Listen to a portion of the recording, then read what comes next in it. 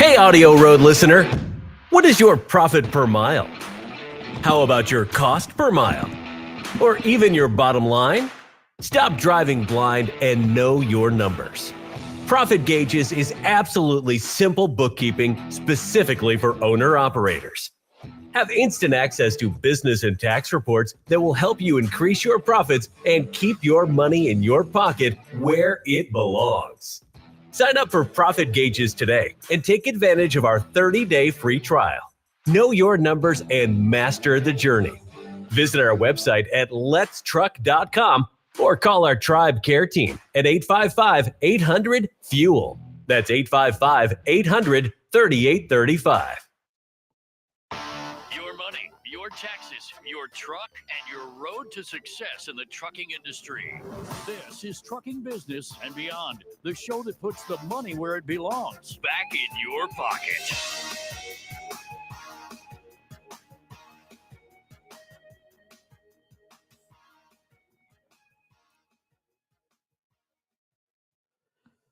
Good morning, you beautiful bunch of Fockers, and welcome to my world. I'm your host, Kevin Rutherford. It is Monday, December 2nd. It's time for a Monday free-for-all. My co-host, Brent Hutto, is here with me. We're also going to talk about rates and lanes and what's going on in the industry. Brent, good morning. Well, good morning, Mr. Rutherford. How are you doing after the Thanksgiving holiday? Well, I'm doing okay. A little tired. Going to get back into it here, but it's Monday, so I'm sure we'll have plenty to talk about today. Absolutely, yeah. So, how was your weekend? So do you normally get tired on the holiday break? Is that or did you just do too much on the farm? I didn't go to the farm at all, but I still did too much. Well, pray tell, what did you do that was too much? Well, I have a tree on the corner, a Christmas tree outside. Yeah. And it's a perfect spot to put lights on it, and it looks nice, except it's growing too fast. And it's on a weird hill. The angle goes off in two different directions, and it's steep. And this tree really grew a lot since the last time I put lights on it. So I bet I spent 4 or 5 hours trying to get lights on this tree. Oh, goodness. That's a lot of work. You can't reach it. I have like a 20-foot step ladder but you can't get near it because the angles and everything leans, and I'm, hanging onto the tree, trying not to fall over. And then I backed my FJ Cruiser up into the tree so I could stand on that and get to the top. It was just ugly. I finally got all the lights on though. After 5 hours. Yeah. It's I need a better system for getting lights on this tree. I don't know, a drone, something. I don't know. A drone. I could see a drone with arms putting something on your tree. Yeah. Just stuff like that. Yesterday it seemed like I was going to take it easy, but I did like 3 big loads of canning meat. I canned turkey and beef. So I was up and down the steps all day long. So I don't know. I'm just tired today. I got you. Yeah, ours was just having lots of people over and having fun. I live in a city where there was a big football game. Alabama played Auburn, and my team lost, but it was still wanted to be around a bunch of people, so that's a good thing. That's right. But yeah, so it was a good weekend just to be, around family and friends and having a good time doing that. And so I don't know. It's all, the 4-day weekend always throws me off because it's like that extra day that you're off, or some people are off. Not everybody's off, but if you're off on those days, and it kind of throws you off a little bit. But it's nice to get back to work. I love the trucking industry and I love what I do. So then never really feel like work. Just feels like I'm getting back to what I love to do. Yeah, this time of year it's hard to stay motivated and focused, and people are off and everybody has weird schedules. It's hard to get anything done. So I did take a 4-day weekend. This week, I think we're leaving. I don't know what day. I think I'm off a couple days this week. Our granddaughter turns 1, so we're heading up there for her birthday. What else do I got going on? Got a bunch of stuff going on. Well, then we hit the Christmas holiday, so you got 2 weeks of weird schedules then. So Then we can come back and get to work. So nothing really happens between now and then, right? I mean, people show up, they do what they have to do, but nothing much gets done. Right. Yeah, it's the holiday period. You know, I'm always talking to owner operators about the holiday period. You know, you just got to there's opportunity because rates will go up some because less truckers are on the road and you know, everybody's kind of trying to take some time off, so rates will go up. So there's opportunity in lots of different places. So that's always a nice promising thing for owner operators out there. And you know, it's also a good time to take off. It's also a good time to take a little time off. So it's always a fun period of the year. You know, now that since I've been watching data so closely the last few years, you need to kind of see where there's opportunities for different opportunities in different times of the market where you can maybe make some extra money. Yeah, you know, that's a good way to look at it. You could go either way. You know, for a lot of years, I worked every holiday. You did. Yeah, I just used to work the holidays and then take time off when it wasn't the holiday. And, you know, the same thing with trucks. There's a couple ways you could look at this. You could just say, Right. look, December is kind of wasted. I'm just going to take time off and relax and catch up and plan for next year. Or you could take the opposite approach. You could say, everybody else is probably going to do that. I'm going to stay out there and work and find that good freight. Well, certainly. Yeah. Then there'll be opportunities across the board from now until January, right after January 1st. And there always is. The rates in always go up. And so there'll be opportunity across the board, but you know, kind of knowing where to look is important. But that's always a promising time. Absolutely. So we're going to open up the phone lines today as a free for all. Pick up the phone Making and it quick. join us. Yeah. 855-950-3835 or hit that call now button on your app. Jump in and join us. Anything goes. Brent, what I saw a couple things this past week with the holidays. You know, there's kind of a pattern around the holidays. So what do you see going on with rates right now? Well, you know, what's interesting is I just pulled up the rates from the past week, and I think I need to ask the data team to see make sure all these are right, because van rates increased 3 cents, flatbed increased a penny, but refrigerated dropped like 20 something cents week to week from 261 to 239. I just want to make sure. Here's what happens. Just so you know, you already know this about how data works, but for any owner operator, small fleet out there. So when you got a big data sets, the data sets spin up, and data works by itself sometimes, but you always got to make sure that, okay, was it recording correctly? So I sent a message over to our data science department saying, hey, is this correct? Because I saw some numbers that didn't look quite right, and I've been doing this a long time, so I know when the numbers look a little off.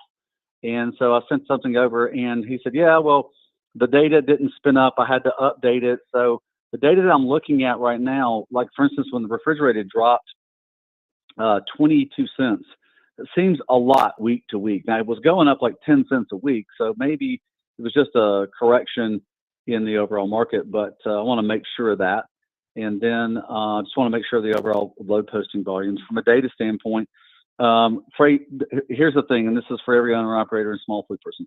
All right, load postings during this period are going to be wonky, as a good friend of mine used to like to say. Yeah. Because there's going to be less loads posted during this period, but there's also less trucks in the period as well that have sort of posted themselves empty and ready to haul. So rates will go up because there'll be less trucks that post themselves empty. So just in general, the market demand index dropped 20 points, but I got to make sure the data is right. So I just got to look at that. So I'll probably need to come back to you later today to make sure this data was reported correctly. But rates in general have been what I saw from like 2 weeks ago. We talked last week, which were rates were actually interesting because, you know, rates being right at $2 at the beginning of 2024. Rates in the van market were 213, rates in flatbed were 227, rates in reefer were 264. Well, we're kind of moving back towards those numbers, which were at the beginning of the year. Now, the interesting thing is this is something, you know, I measure from Sonar all the time, Kevin, because I always have to look at the contract marketplace, because that's the bigger amount of freight that's moved in the marketplace, even though they're all interrelated. I mean, they're all connected together. What's interesting is week to week, and I knew it'd go up, but I didn't think it'd go up this much. But the outbound tender reject index, which has been since the beginning of October, over 5%. That's meaningful because when it's over 5%, we should get more freight down the road in the spot market. Well, this past week, the number was 6.61%. So it's interesting that it went up over half a point week over week. And so interesting, things that kind of make me kind of continue to think the marketplace is going to continue to gain in strength, and 2025 should be better than 2024, which was, in a sense, better than 2023. So now it doesn't super feel like it because rates are still not maybe exactly where everybody would like for them to be, but at least it's moving up. It's moving at an upward trend. Yeah, it also seems like this was the first holiday in a couple of years that we actually followed the pattern we expect, which is another good seasonality sign. absolutely Yeah, was there. Mm-hmm. we're getting back to where the seasonality is starting to make some sense. Can we go back to the outbound tender rejection? Brent? Hello? Sorry, I think I hit the mute button. Okay. My cheek hit the mute button. Yeah, let's go back to the outbound tender reject index. What I want to do is go back and just talk about the measurement, not the number this week or where it is right now. Right. Did Sonar create this?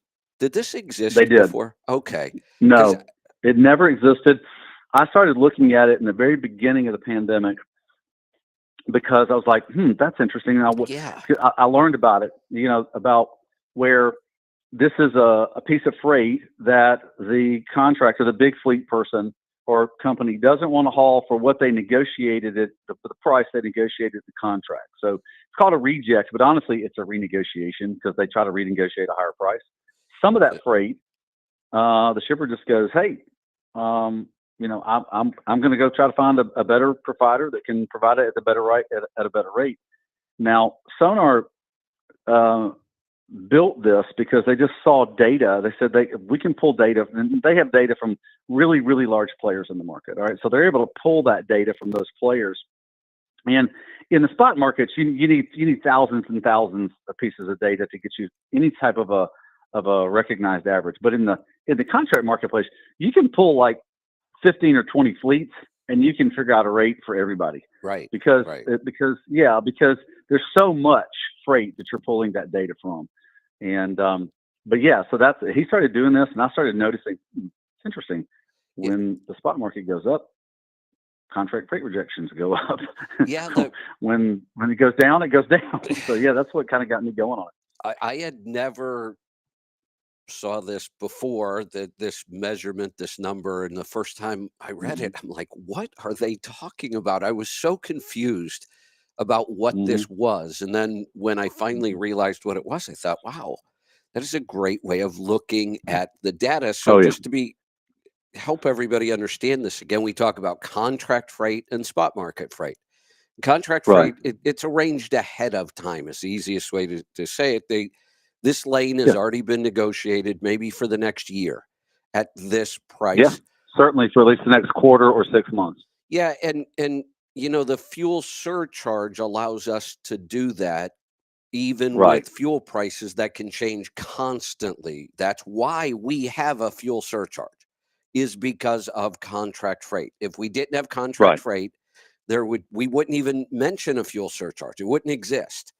It exists because if you're going to try to book freight a year out or a month out or even a week out, you need to know what the fuel price is going to be. Fuel price is really volatile, and it's the number one cost for most fleets. So since we can't know what it is and it's volatile, it's going to change, we have a surcharge with a calculation. So contract freight moves week after week, and it just adjusts based on the fuel price.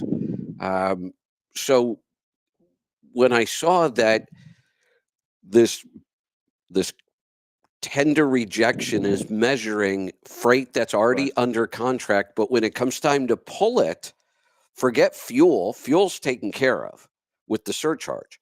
The market has changed so much that the carrier says, hey, wait a minute, I know we booked that at this rate, but we could do better on the spot market than that. So they move their trucks to the spot market, and this contract freight now becomes spot market freight because somebody's got to move it.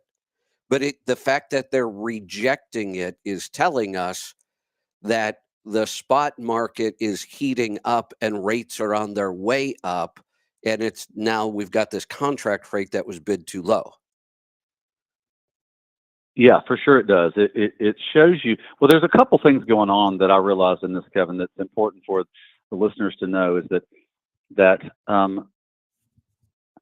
the outbound tender reject index is a big fleet measurement or medium and big fleet measurement, because there's a contract phrase moved by all size carriers, but it's typically negotiated on a medium-sized fleet and a large-sized fleet.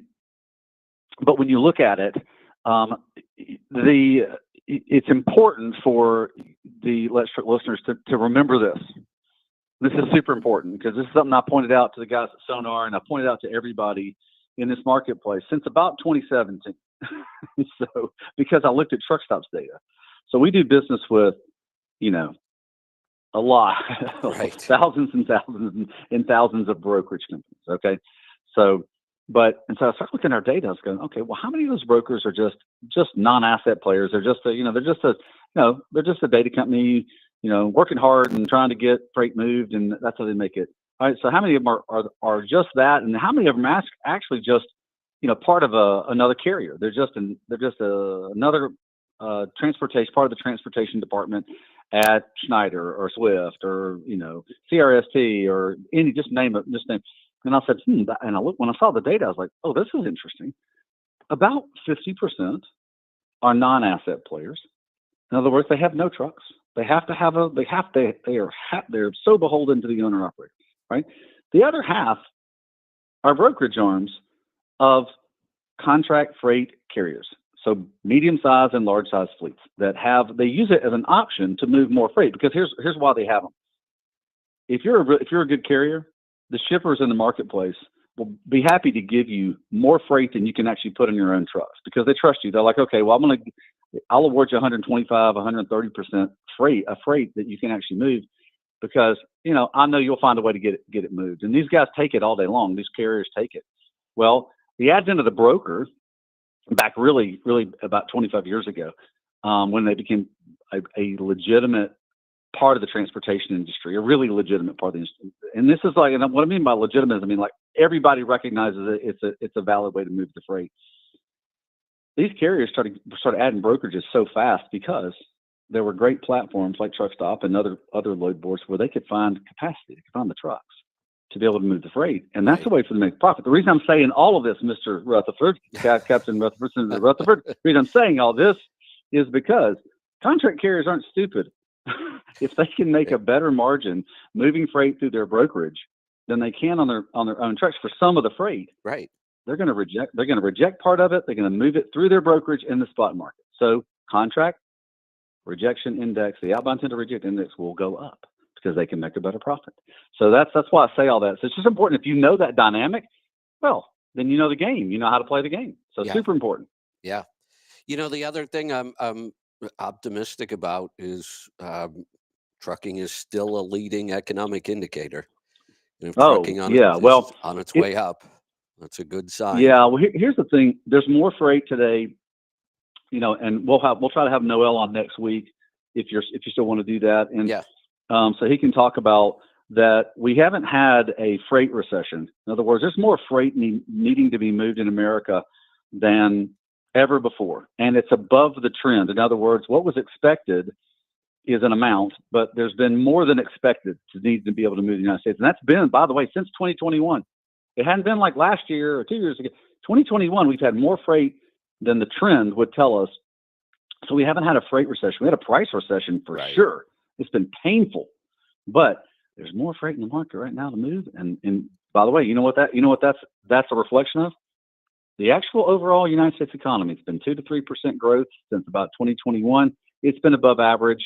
It's been above its trend. It's normal.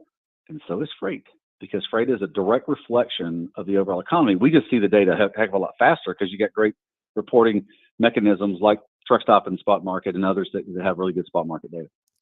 Absolutely. Hey, I'm going to just let everybody know we don't have a single phone call. I know it's the Man, holidays. I think everybody's still gone on the tryptophan from the turkey. They're Still sleeping. they're either all still sleeping off the holidays or our phones aren't working or something. So somebody pick up the phone. Somebody pick up the phone and call us. I usually see a call by now. Mhm. I got plenty of stuff on my list, but I figured we'd have calls to go to by now. So somebody pick up the phone and call us. Two things I've got on my list here that kind of go together. All right.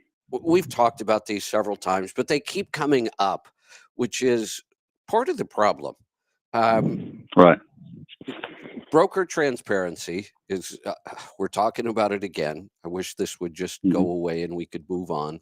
And I'm also this truck. Did you ever read anything about this truck leasing task force that they put together? Well, I remember the FMCSA talking about a truck leasing sort of like listening sessions, and that they were going to start like really looking into the potential not as kind leases towards owner operators, and sort of defending that part of the market, or just better transparency in the marketplace when it comes to that. So I haven't really looked at it much lately because I wasn't unaware of where they're going with it. So I do know that once they kind of say we're going to look at something, they kind of continue to look at it. That's part of my issue with the FMCSA and many of these organizations. This stuff never ends. Like, how long have we been talking about broker transparency, and they're supposed to do something? There's always a listening session, and then there's a comment period, and then the next thing you know, a couple years have gone by and it seems like we go do it again. Can we just make a decision on some of this stuff? Here's really what I see, though. There's a pattern here. Let's talk about transparency for a second, because one of the arguments that they're now making. So here's where we are on this whole issue. There is a rule that says after the transaction has occurred, a transaction between a broker and a carrier, or it could be between a carrier and a leased owner operator, that this rule applies if you are paid on a percentage contract from your carrier, you also have the right to see the original freight bills.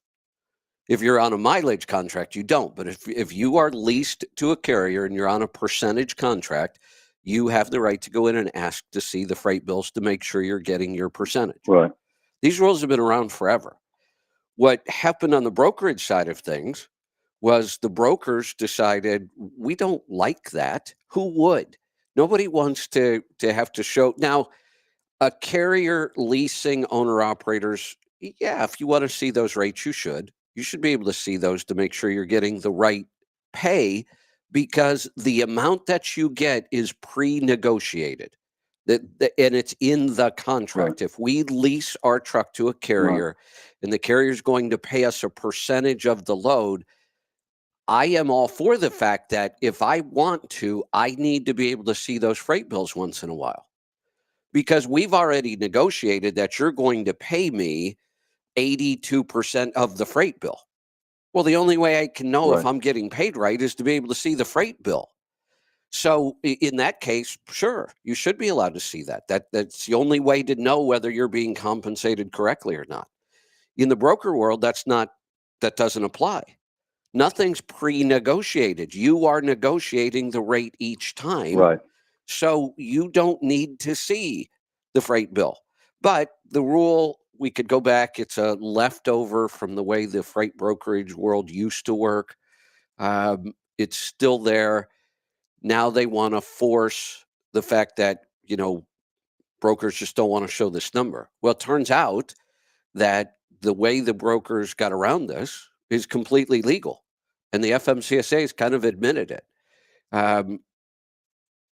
You have the right to sign away your rights, even if it violates a regulation, as long as both parties agree. And Congress did not write the law or regulation saying you couldn't sign it away. So when a law or regulation is made, Congress can say you can't sign this right away. But if they don't, then it is legal. So what the brokers have been doing by putting this waiver in their contract, they are asking the carrier to waive their right to see the paperwork after the transaction. That's the only time anybody's allowed to see it. You don't get to see it before you negotiate. It only happens after, which I don't even understand the point. What are you I don't know how that helps anybody in the long run for this. Right. So you have the right, but the broker, and they're saying it's legal, the broker has the right to put a waiver in their contract. And if you sign the waiver, then you have no right to see the documents after. And that's what has been happening.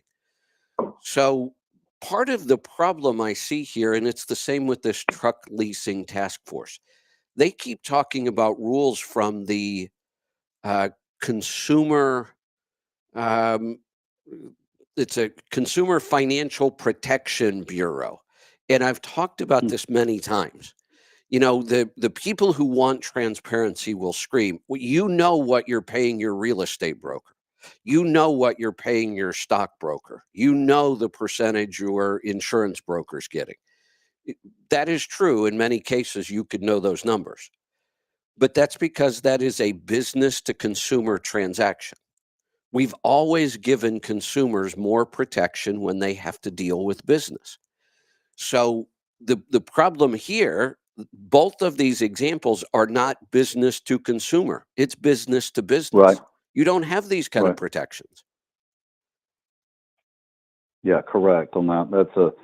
And you and I talked for a few minutes about this last week about the challenges with this is that it depends on the relationship between the parties.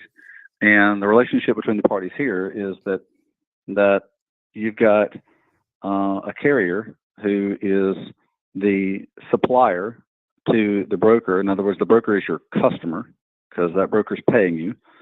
And then that's one transaction. And you got a completely separate transaction. So it's two transactions.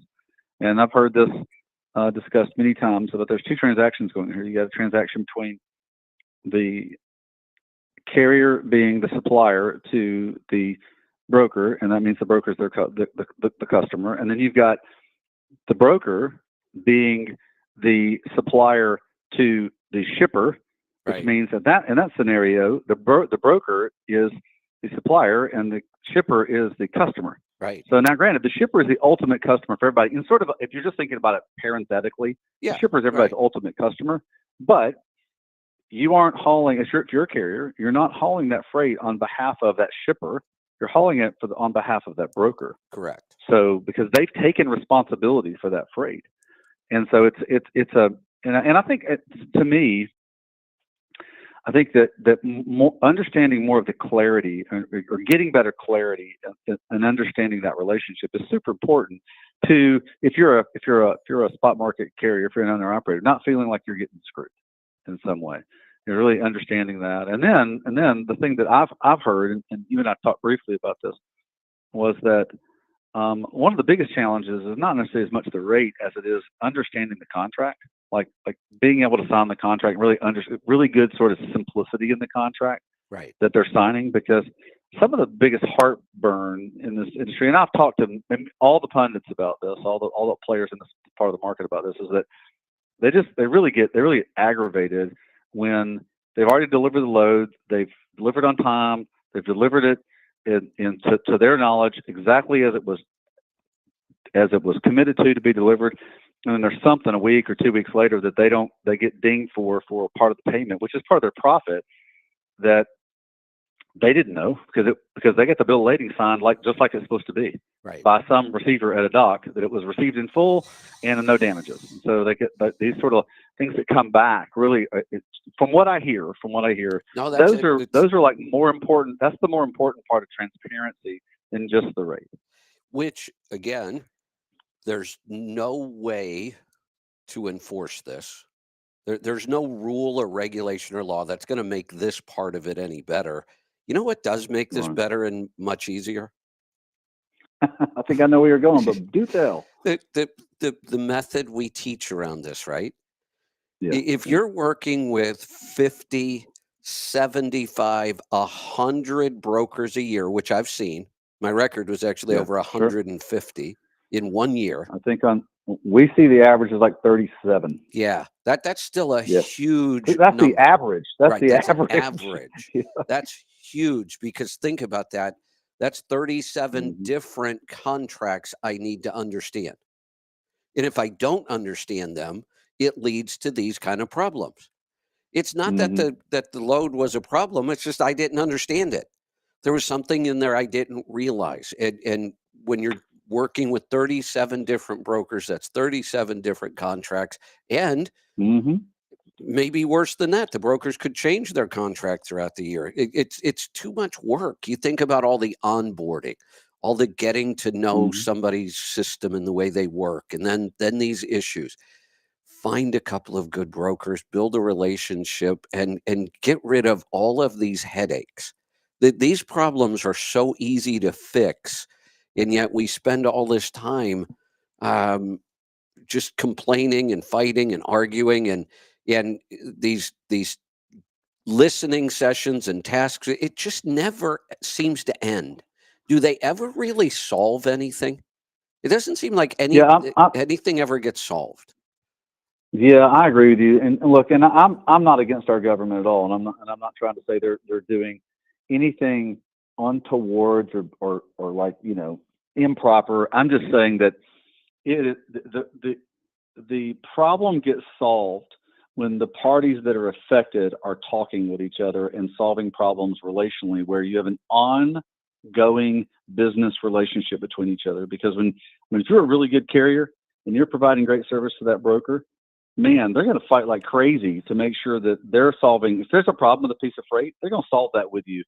It's not going to be some impersonal ding. They're going to make a phone call and say, "Hey, this is what's happened. Did you remember any part of Right, that? Is there right. what's going on here?"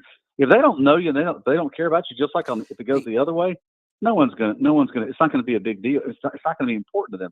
But if you're important to their business, we all fight for that, and that's the way the business should be constructed. And that's why you and I, Kevin, spend so much time talking to owner operators in small fleets and saying, "Look, the best thing you can do is to create a really good beneficial business relationship with that person that is responsible for the freight, be it the broker or the shipper, and they know they can depend on you." Because then nobody wants to stop that business relationship. Everyone's like they want to fight for it, and that's what I see is part of the problem in this is that. And granted, truck stop is a giant marketplace where you can get hundreds of thousands of pieces of freight. So I get it. Anything like that can be transactional. I think the idea is if you want to avoid the heartache in this, just don't let it be transactional. Make it relational. Make sure you're that doing the things that create that relationship. that is the real key to all of this. So many of these problems go away. Hey, real quick, I do want to let people know we did have problems with the phone. No, good. Yeah, Okay, calls great. were It's not not just coming. you and I. No, calls were not coming through. Aaron got through, and I think they fixed something. So seems to be resolved now. So if you were trying to get in, we had a lot of calls that were trying to get in. They weren't coming through. Go ahead and dial 855-950-3835 or hit that call now button on your app and we'll get to your call. Hmm. Brent, there's another issue Yeah. going on that I'm dealing with now in my coaching program with two small carriers. Okay. And again, this becomes almost a total non-issue if you just follow our business model. The issue of carrier 411. I've got two of these I'm dealing with right now. This is kind of a problem. Oh, you talking about negative reports on a Yeah, carrier? Yeah, yeah, and that's tough. it is tough, and here's why. I love review systems. I think they're Oh, for awesome. sure. If I buy a lot of books. I read reviews before I buy books. I can learn a lot about whether or not I really want to read that book. If I buy something online that I can't physically put my hands on before I decide to buy it, I read a lot of reviews. Reviews are awesome. I have made really good decisions based on reviews, and I've saved myself a lot of headache based on reading reviews. The problem I see with the system like Carrier 411, it's not that I'm against a review system like this. I like to be rated. I like systems like this, except for the fact that if you're in a market where you're not going to get enough reviews, it becomes a problem. Sure. That's a challenge. That's the problem I see here. Look, it doesn't even have to be a bad review, a mistake, somebody trying to get back. All I have to do is make a mistake. We all make mistakes in business. If I make a mistake, then sure, point out the fact that, I was 3 hours late on this load. I get it. But if I only get 3 reviews a year and one of them happens to be bad because I did make a mistake, or maybe there was a misunderstanding, or maybe I didn't even do anything wrong. If there's not enough reviews, it's a problem. It's always going to skew to the bad side if you don't have enough. So, yeah, well, for sure it is. Yeah, and I'll tell you what, we own a really big platform that onboards and monitors carriers that brokers use all the time. And it's the largest database of carriers that work in the spot market in the world, and so it's like over 350,000 carriers, active carriers that are in the database. And one of the things that we try to communicate as well as possible to carriers is you're measured against a lot more things than you used to be because of the fraud issue going on. Okay, and it's not your fault. It's just the way it is. And so you talked about less reviews, and that's a problem. Well, look, if I'm good at what I do, review me all day long. Exactly. Just like you said, yeah, I want to set myself apart, because if I can set myself apart, if I can put myself in the top 10%, then I can almost demand a higher, wage or higher rate on that load. So, but as a carrier, you used to be measured against 4 or 5 things, and now you're measured against over 40. Wow. And it's a lot. Yeah, there's a lot of things that you're measured against. But here's what I want to say to carriers, and this is why this goes back to having the relationship. All right. So, and I got this information from the Travelers Insurance out there at Verisk, which is I was at a conference in California about cargo security and about fraud that's in the marketplace, or theft. I shouldn't say fraud, theft that's in the marketplace. And what they said was, these systems for reviewing carriers are great. He goes, however, because everyone's trying to measure so many things, there are data problems. And he said, believe it or not, over 30% of the time, the data that you're getting back has an error in it. I'll bet. So that's not 5%. Right. It's 30% on that carrier. So it might be something super minor, it might be something super major, but there's an issue, there's a flaw in that data.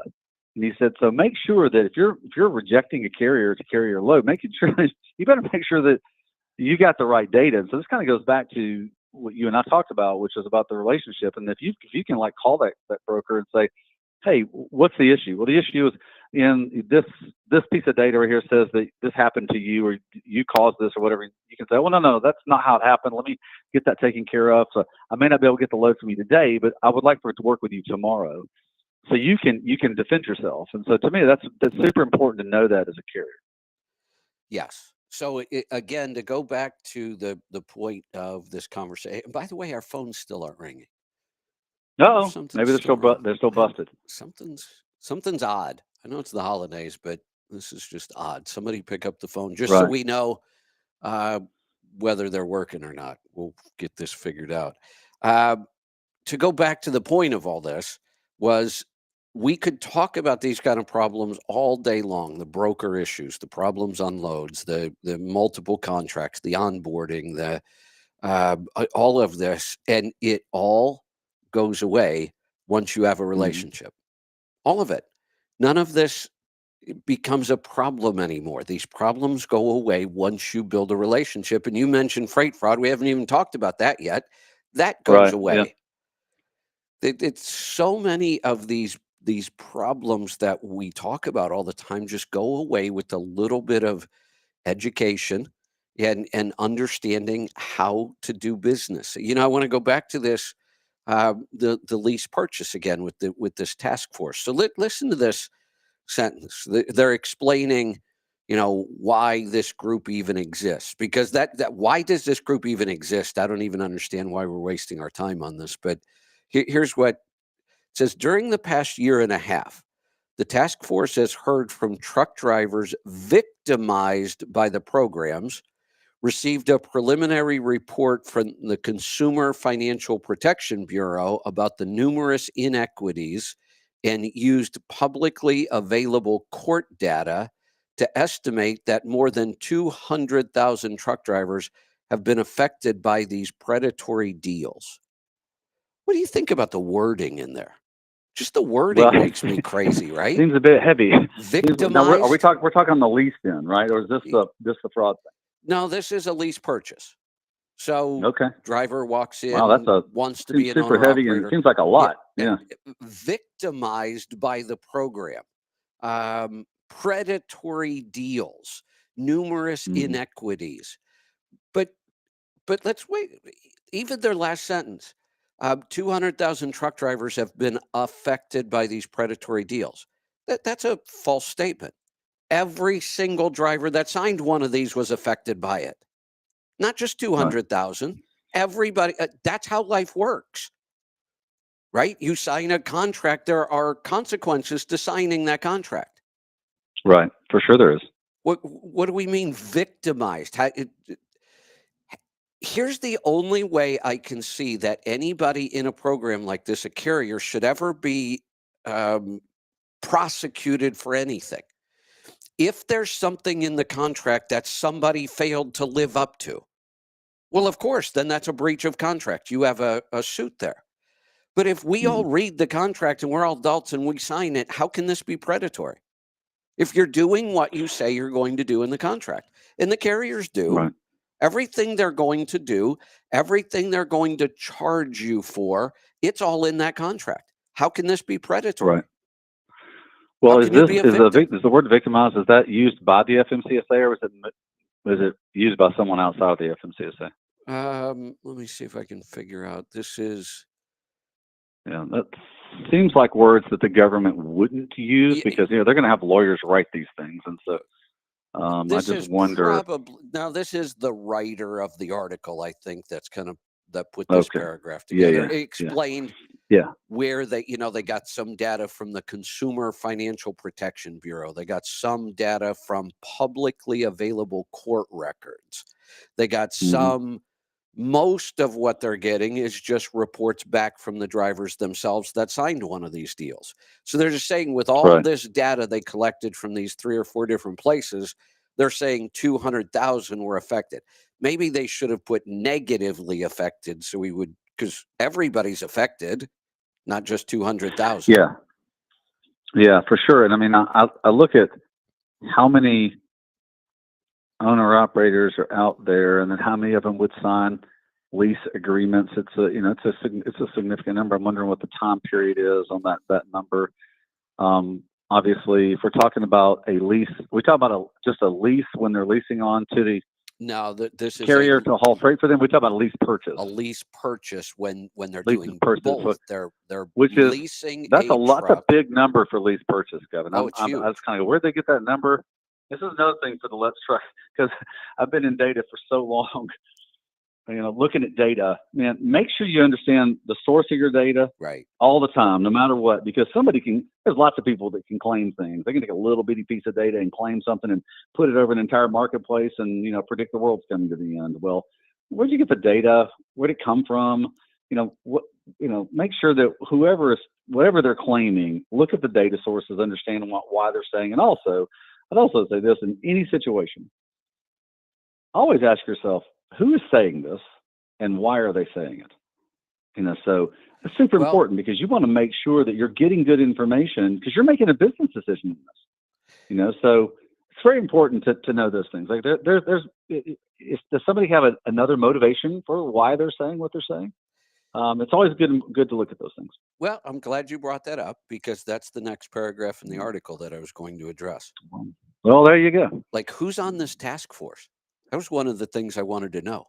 Will one of the driving forces behind this. So I'm going to read this. Quote, turnover rates are extraordinarily high and the likelihood of success is extremely low, said Steve Shelley, a task force member and economic sociologist at the University of Pennsylvania.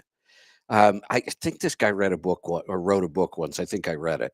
Well, go ahead. Yeah, the University of Pennsylvania, is that Penn? Or that's not Penn State, obviously. No. So is that Penn or who is it? That's I'm not sure who that is. I think the University of Pennsylvania is Penn. That's right. So that's a almost an Ivy League school. Exactly. So I'm just wondering. He's an economist there. Economic sociologist. That's not an economist. Oh, right. Yeah. This gets off into the little more of the liberal arts side of things. Mm-hmm. And if I remember right, the book, I want to say the book was actually called Sweatshop on Wheels. Maybe he didn't write that though. Somebody did. I read this book probably about 20 years ago, but that name sounds familiar. Very, very union minded. Like his whole take on everything is, if these truck drivers were union members, they'd be making this wage. And he even goes on to say, he says the likelihood of success is extremely low. I agree with that. It is low. There's no doubt about it. Can't we say that about virtually every business startup? Oh, sure it is. All business, the odds of success are extremely low. Every business. I can't think of a single business that isn't true.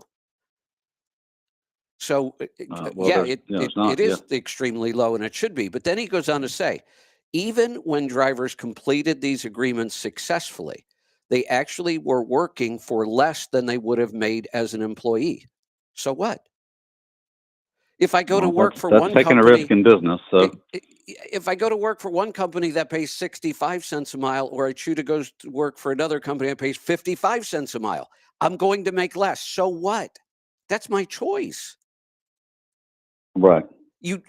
Here's the difference. If I'm just choosing between two companies and one pays more, that's it. That's the end of the game. In this, when he says they're working for less, that's a misstatement. Not everybody works for less in a lease purchase program. There are people out there that not actually, everyone. Right, not everyone, but he makes it sound like even when drivers completed these successfully, they worked for less. Not all of them. That's a misstatement to even say that. But so what if they did? So what if they made less? Does that make these bad? Well, I mean, right. It's just another opportunity. You become an independent business. Am I incorrect? No, you're an independent exactly business. What happens. It's your job to figure out what your profit is. Mm-hmm. Exactly. And if it's not enough, fix it or find another business opportunity. But we waste so much time with these groups and these alphabet agencies and these listening periods, and nothing ever changes. Right. Well, yeah, I just look at it and go, you've chosen to have an independent business, man. Fantastic. Kudos for you. Pat you on the back. Good luck. That's a fantastic thing. Now it's your job to go out and figure out how to make a profit. Did I talk to you last week? I can't remember if we talked last week about that that story where the truck got stolen. Did you and I talk? Yeah, we did. We finished talking about it. Yeah, remember? That statement. He quit his driving job, gave himself 2 weeks to become an owner-operator, and obviously did nothing whatsoever to prepare for it. Even used phrases like, I'm doing this on a wing and a prayer, and I hope I can become an owner-operator. And then he got his truck stolen and didn't have insurance. Yeah, well, they took some strange type of insurance, like it was a fractional insurance thing or something. 10-day temporary policy. Right. So one of two things. It was either a liability only, which it could have been, because that's all you need. All we need to put that truck on the road is liability. Comprehensive, nobody was going to force him because he actually paid cash for the truck. So he doesn't even have a lender would come in and make you put comprehensive on it. But Right. he didn't have that. But what he didn't have was he just didn't have any knowledge. Of course he's going to fail. When we think about somebody that makes that big of a mistake, could you ever write enough regulations to protect people like that? Well, yes, but it's always buyer beware when you start a business. I mean, you've taken the choice. Now, look, no one needs, likes, or wants to get screwed over. No, but it's important. It's important that you understand what you're getting into. This is why you and I'm on the podcast or the series that we're recording right now. You talked about really understanding the big picture, and this whole series of education on understanding your business as a trucker. And so the idea is to really understand what you're getting into. That's super important. If you don't understand that, how can you create success as much as you'd like to? Haven't we created an environment where we think the government is there to help and protect us? Well, I think in a lot of ways we've done that since government became apparent. Right. What I mean by the government became the parent about 50 years ago, when we started leaning more on the government for education, for our children, for financial solidarity of our individual lives and those sort of things. And in the end, that's not government's responsibility. It's just not. And when they try to do it, they don't do a great job with it. And when we give them that authority or that responsibility, we lose the power to do it ourselves. I'm not for the government doing anything for me when it comes to me running my business or running my life. That's exactly right, because what we've created is a bunch of weak people that are making big mistakes and then hoping the government's going to protect them. I don't care how many rules they write. If you try getting into business and you fail, it's going to hurt, and it should. Oh, it hurts so bad. I've failed in business. I mean, I know what it feels like. It sucks. Yes. Yeah. But you know who was the you know who was the common part of every decision I ever made? Me. That's right. I'm the common person in every decision, in the business that I failed at. The only common person in every one of those decisions was Brent Hudson. There you go. I was in that. I know what it feels like to fail. It sucks. I hated it. It made me feel bad. I got a little depressed for a while. It was difficult and felt bad about myself. I wish somebody else could save me. I get it. I know how that feels. But in the end, I had to wake up the next day and go, all right, Brent, what are you going to do about it? What am I going to do about it? Because no one's coming to save me. There's no one coming to save you. That's exactly. So you've got to figure out how to do that yourself. And once you realize, that's what I'm kind of against, this idea that the government is there to save us. We write these rules and we have these agencies, and then it creates this mindset that, oh, well, I have this safety net. Well, no, you don't. You really don't. And when you think that way, you're going to make big mistakes.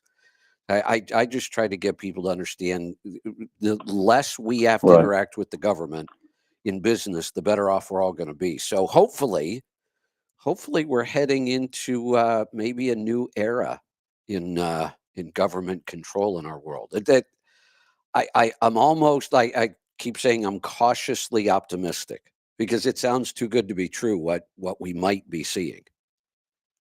Yeah. Well, we'll see. We'll see. I mean, in the end, what makes America strong is the rugged individualism that we have stated in our Constitution and Bill of Rights. And so you have protection along those lines that gives, and the protection is, as any individual and any business owner, that you have the individualistic right to pursue success in your life. And so nothing, if government's supposed to protect against anyone keeping you from doing that. There's no guarantee for success, but your right to pursue it. So that's really where that's the boundary government needs to work in, because they can and should do stuff like that. But outside of that, your pursuit is up to you. It's an individual, and it needs to be, because if you're responsible for yourself, man, it's hard to fail when you really are doing it, and you're responsible for all of it yourself. There you go. All right, so it looks like the phones are working. We're actually going to go take some calls. We're going to head off to Manitoba. Wonder if it's cold there. Oh. Matthias, did I get that name right? Good morning. Yes, Yes, it is cold. I think about 5, 6, 7 degrees Fahrenheit, and I'm working outside on my truck. Woo! Oh, there you go. I remember those days. I can feel it right Having now. fun. Yes, I can feel it. Yeah. I'm standing here shivering. $100 an hour. $100 an hour. What's on your mind this morning? Broker transparency. Every time Okay. you talk about it, I think of a friend of mine. He is leased onto a carrier, and is get paid percentage. Now that same carrier's got a brokerage in the same building upstairs. Right. So when he gets freight, he never knows if it's from a customer straight to the trucking company and he gets us 82%, or is it from a shipper to the brokerage upstairs that takes a cut, Right. and he gets 82% out of whatever is left over. So with all this broker transparency, what keeps a broker from having another business in between that takes the cream off the top and then brokers it out to XYZ carrier? So nothing, to answer your question, nothing stops that. It happens all the time. Most carriers today, medium size and above, probably have a brokerage because there's a lot of good reasons to do that. And nothing, here's what should stop this from being a problem, is that ultimately it is the owner. Now, here's an issue I see with this particular setup. And this could get really confusing. I was trying to think through what percentages he's supposed to get, because technically, how do they give him freight through their brokerage if he doesn't have authority? No, his trucking company. So let's say they book a load or whatever, pays 4,000. So if the shipper pays 4,000, the trucking company books the load for 4, takes their cut out of it and gives them the 82%. But the same company also has the brokerage, so their brokerage could book the load for whatever 4,000. That's where take money off, and then broker it down to his trucking company. I know where you're going, but they have to, that they can't put brokered. I got to make sure I'm thinking this through. It's Monday and I'm tired. I don't believe they can put brokerage freight directly on his truck. He doesn't have authority. I'm just trying to make the point as what would keep a freight broker. Let's say if I'm going to a freight broker and say, hey, I want to know how much that load paid. Well, he's just going to tell me where he's got the freight from. Is it directly from a shipper? Is it from another brokerage? Is it from a warehousing company? All I'm saying is, if we require brokers to tell us how much they get, what would keep them from putting a third party, fourth party in between just to blur those numbers? Because it's none of our business how much they get paid. That's the real key. It's none of our business. Hey, Kevin, go ahead, Brent. A couple things. Number one, if that piece of freight was given to XYZ carrier and they've taken responsibility for it, and they could move it on a leased owner operator's truck as long as it's carried under the authority so there has to be that relational connection there. And by the way, there's many fleets in America because of AB5 that allow their leased on carriers to take freight off of their load boards. And because it allows the carrier to have choice. The carrier can just choose whatever piece of freight they want to move. And so it gives them choice. So it meets one of the prongs of the AB5, all the independent contractor issue going on. So that's not uncommon. It doesn't happen all the time, but it's not uncommon. But as long as there's the correct authority being responsible for the freight, then the freight could be moved under that sort of relationship. Yes.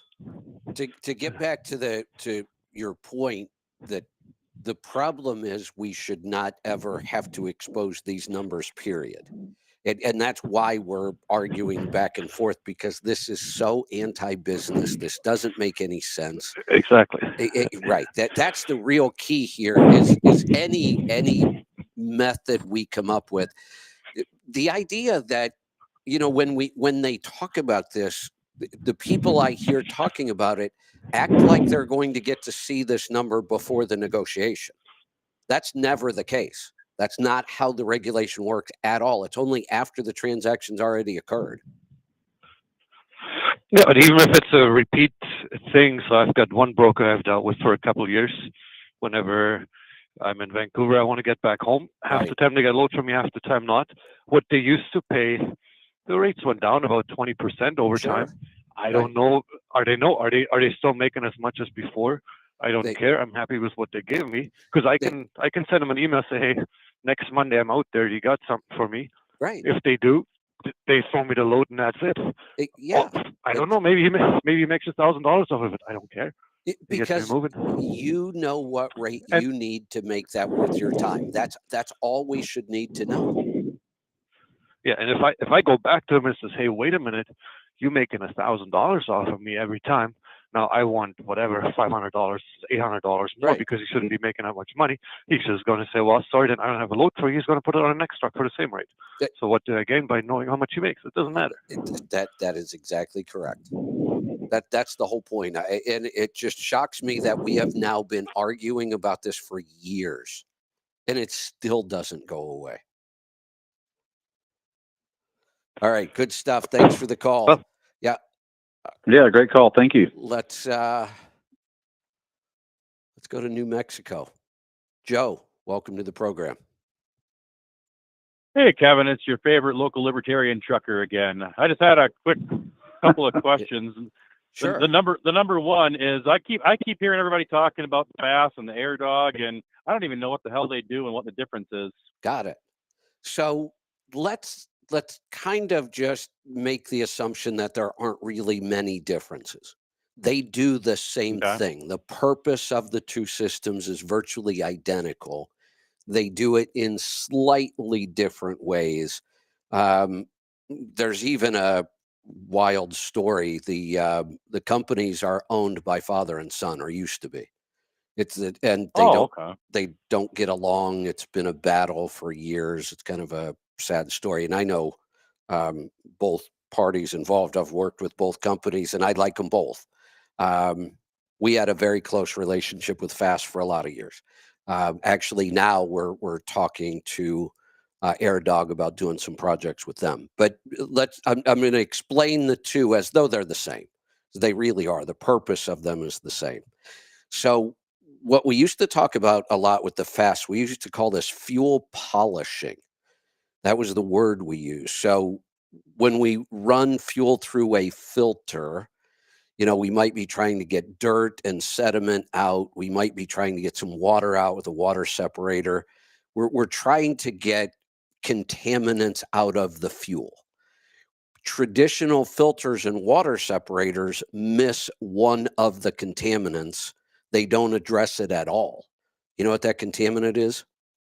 I do not. Air? Yep, that's exactly right. Air can contaminate our fuel. When air becomes entrained into the fuel, where it's like, think about the carbonation in a drink. Right. The air is trapped in there, right? That's the point of it. Mm-hmm. Well, that happens to fuel mostly because of all the turbulence in the return lines. So we dump a ton of fuel back into the tank, and we churn it all up when you're going down the road, and you get a lot of air entrained into that fuel. And air is a contaminant. So both of these systems are designed not only as filters, but they're also going to get out all of the air. So now you're going to have fuel being delivered to the injector that's just pure fuel, no air entrained into it. And there's a huge advantage to that. It's air is hard on the injectors. If you've got a lot of air in your system, and some engines are worse at this than others. The X15 really seems to return a lot of fuel back to the tank with a lot of air in it. So the idea here is not only are we getting dirt, water, sediment out, we're getting the air out of the fuel as well. Okay. So that would probably help a little bit with fuel efficiency too, then, wouldn't it? It does, and here's why. Again, if you think about every time that injector shoots a shot of fuel, there's an amount there, right? I mean, this is all computer controlled, But if you have pure fuel, 100% fuel, or you have 80% fuel because there's air in there, every burst of the injector, you're getting less fuel. You're going to have less performance and ultimately less fuel economy. Gotcha. Okay, well, I think that's going to be on my list for the next thing I upgrade. My other question is, since you have a Starlink, do you know by any chance if it will hop to different satellites while you're moving? From what I understand, I have not tried this in motion at all because I have no reason to use in motion. Because when I travel, I'm traveling by myself almost all the time. So I haven't really tried this, but it absolutely does. Even the Starlink Mini, their newest, really small, fits. Mhm. I carry mine in my backpack. I just told the story the other day. There was I want to say he was a 17-year-old kid. I think he was a minor still. He has a seizure disorder or something medically wrong with him, and he wanted to race the Baja 1000 on a motorcycle.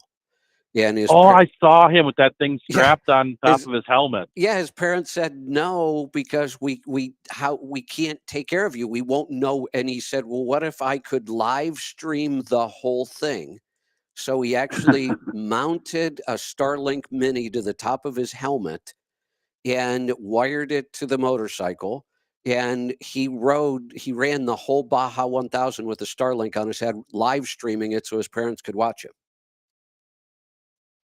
Okay, because I was just wondering because the cost of the service, like if I dropped my cell phone service, because my cell phone service, because I have to have the maximum data, the Right. company I'm leased on to requires live dash cam constantly streaming, and that eats up data like crazy. Right. So I have to have the maximum. So I'm paying $320 a month for my cell phone Wow. service.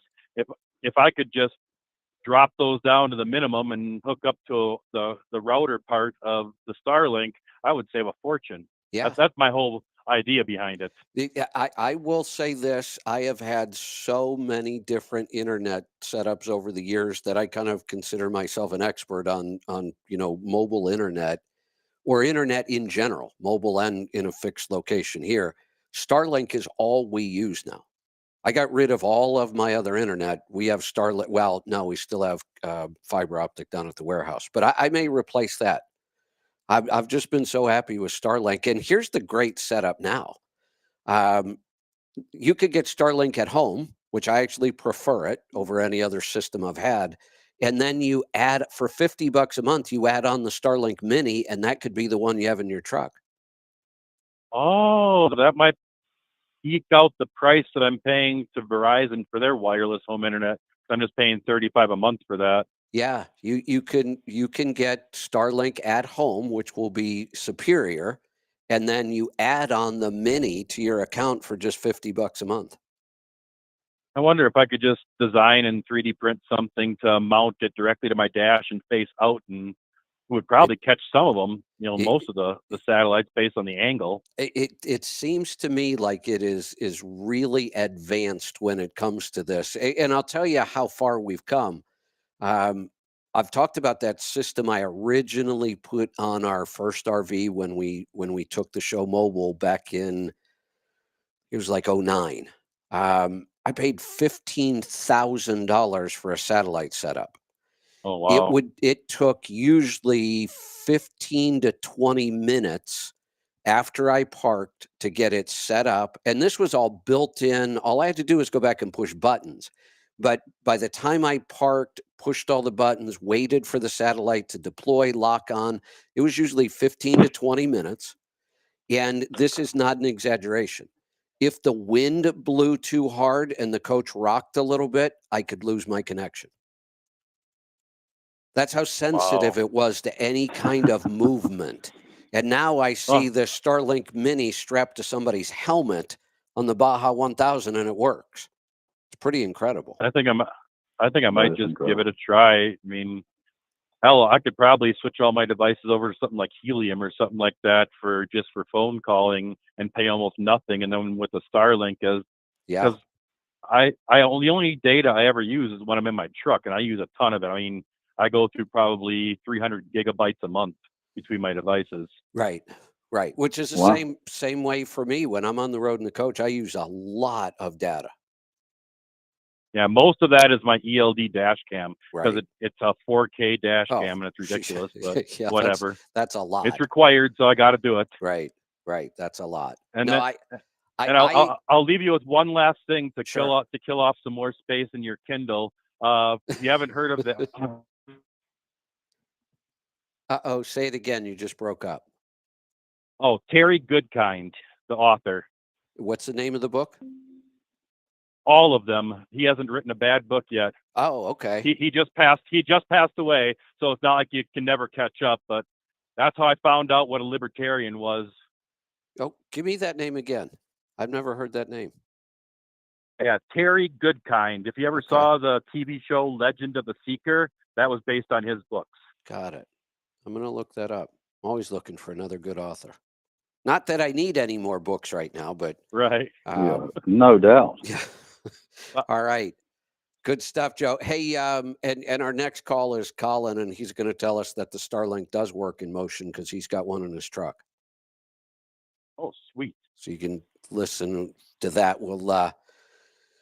We'll hang out there in Canada. Colin, welcome. Hey, how you doing? Good. I will confirm 100% it works in motion. I have actually called your show from the Northwest Territories way up on the Dempster Highway. Have you really? And, That's awesome. Oh, yeah, I called right in while driving. We'd love that. I think I called your show from the border, 453 on the Dempster out in the middle of nowhere. Nice. Like, I mean, nowhere. Wow. Like, there's no cell signal for Right. basically days if you do it right. Yeah. But yeah, no, mine's mounted. I have a 2025 567 Pete. And we built a post on the back of the sleeper. We removed some of the handles and stuff and then mounted everything in behind. Matched the color of the truck pretty close. And yeah. Yeah, no, it works. Now, because it is satellite, it's looking up at the sky. If I go downhill and turn a corner rather quickly, okay. You'll lose service. So if I'm talking to somebody, I'm talking to the wife or the kids, it'll kind of vanish for a few seconds and then come back. Oh, that's no big deal. Because it does take a little bit, but that's at like the base plan. It's a Roam pack. I don't know what the States has, but like the Canadian, it's called the Roam package. Right. Like 180 Canadian a month. And I think for 300 and something, you can have it on priority mobile. So it's basically like something about the software runs a little better, and right. it'll work like you're paying way more for data caps on that package. But if you're somebody who needs like 100% connection while driving 100 down the highway or whatever, yeah. So yeah, no, I don't drive 110 miles an hour on the highway, but I do the speed limit in Canada. Right.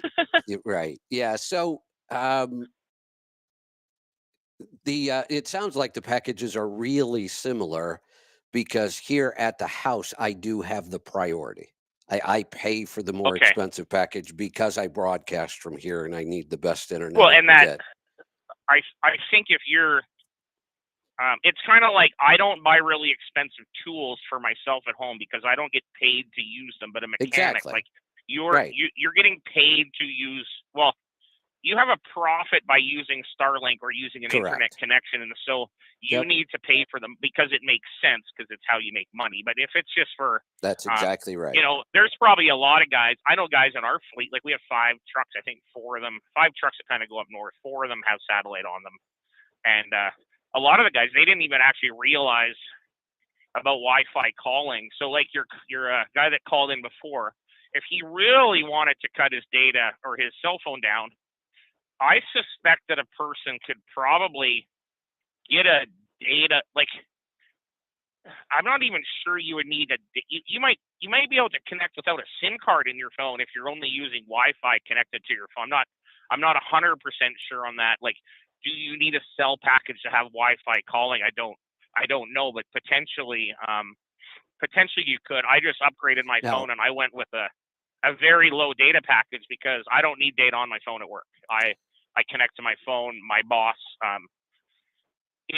I think kind of the way it's more of the benefit is to the driver, not to the company.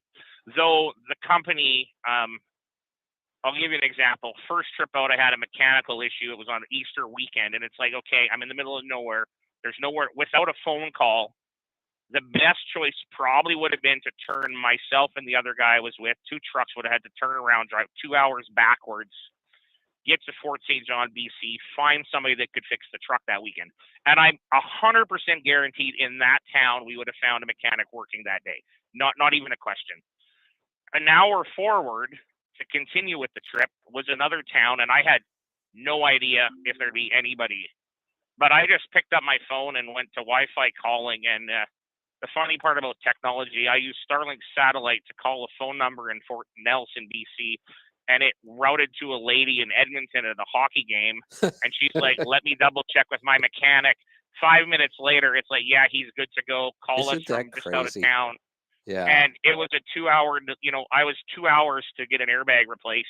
Wow. And we continued on our trip. And so I would say that one phone call probably saved us, I'm thinking, at least 140 kilometers in a service truck. Yeah. Plus they charge you extra to work outside of the shop. So we probably saved $500. Yeah. In one phone call. So the service was free for 2 months kind of deal. Right. And we've actually done that a couple times. Guys have been able to just make a call, get a service truck or whatever you need to happen. I had a flat tire happen to me once. I had a brake check checking around, and one tire was a little low, and I went to put my emergency airline on it, and the whole valve stem pulled out of the hole, and then it just leaked everything out. So I had to get the same thing. There was no signal there. Right. So I was able to get a truck. And the other thing that I actually probably the best benefit is on these, I do quite a bit of hauling from Alberta, Edmonton, out across BC, and we end up in spots where there is no signal. And I kind of like to call my wife at the end of the day or talk to my kids in the morning. And so I actually had to adjust. Maybe I had 2 hours left on my logbook, but there's a place I can stop with service an hour, right here. Right. And so with since we've put Starlink in my truck, I can't even count the number of days where I stop with under 10 minutes on my log because I don't care. Like, I just need a place to park. You don't care where I you are. park the truck, shut the curtains, fire up supper, turn on my TV, watch something streaming, call my wife on FaceTime or whatever, and it just all happens right there in the truck. Yeah. Well, what's coming next? Absolutely. If somebody goes in areas where they lose connection a lot, they won't stay connected. It's absolutely the best. Like, there's no other option. Like, they're the best by far. Like, nobody else offers mobile satellite service in anywhere. Not that I've heard of, not for that price point. Mobile satellite, if you actually wanted connection while you were traveling like this, it was thousands of dollars a month. It existed, but it was thousands of dollars a month. So and you know what's coming? It's already here. It's being rolled out already. Is they now have the ability. T-Mobile is going to be the first provider in the U.S. I'm not sure who the first provider in Canada is. T-Mobile Rogers signed the deal already. Oh, to get direct to satellite on the phone itself. No router, no dish, no nothing. They've already, not even a different phone. Same phone we have right now. Right. It's not even a different phone. Elon Musk has already posted to X using this technology. Just right straight. Here's what I'm wondering.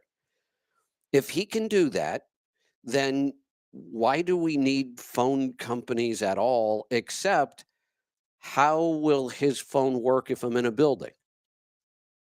Not the phone itself. That's still going to use cellular. But if he could figure that out, then why would we need phone companies? Well, I would think that unless there's some technology we don't know about, Starlink doesn't work in building. Like, if I pull underneath a fuel line up, I go under the awning, the truck, it don't work anymore. Correct. If you look right on your phone, it shows you no Wi-Fi. It vanished. Right. So it doesn't take, you go under you go through a tunnel of any length, you're going to lose. Sometimes listening to you live, it seems like it's like a few seconds behind. So when I lose service like that, it's kind of, but it works itself out the way it comes back in later. So there's kind of, but yeah, no, if it's 100% the Buddy should do it. Yeah. If he good. wanted to spend, we have one truck, the guy is an owner operator. I think he spent, you can get a mobile dish that's a flat mount and it doesn't rotate or move at all, but it's like Right. $3,000 instead of like $500 for the normal dish. Or Yeah. I think it's probably on sale for $200 every once in a while. But yeah, no, I'm not sure what this winter looks like. We haven't signed any deer. We don't have any work. We might have work up north again, but it's my boss likes the idea that guys can get a hold of people. We still do a lot of work, driving from Edmonton to Yellowknife. Right. And that whole trip, like there's, Yeah. there's one town, you literally come into town, you see the sign that says "Welcome to Enterprise," and by the time the lights are fading in the distance, the phone don't work anymore. And Yep. it doesn't work until Right. you get to another little village. This is areas where there's like one cell tower in a whole Exactly. in the town, Right. and it's they're little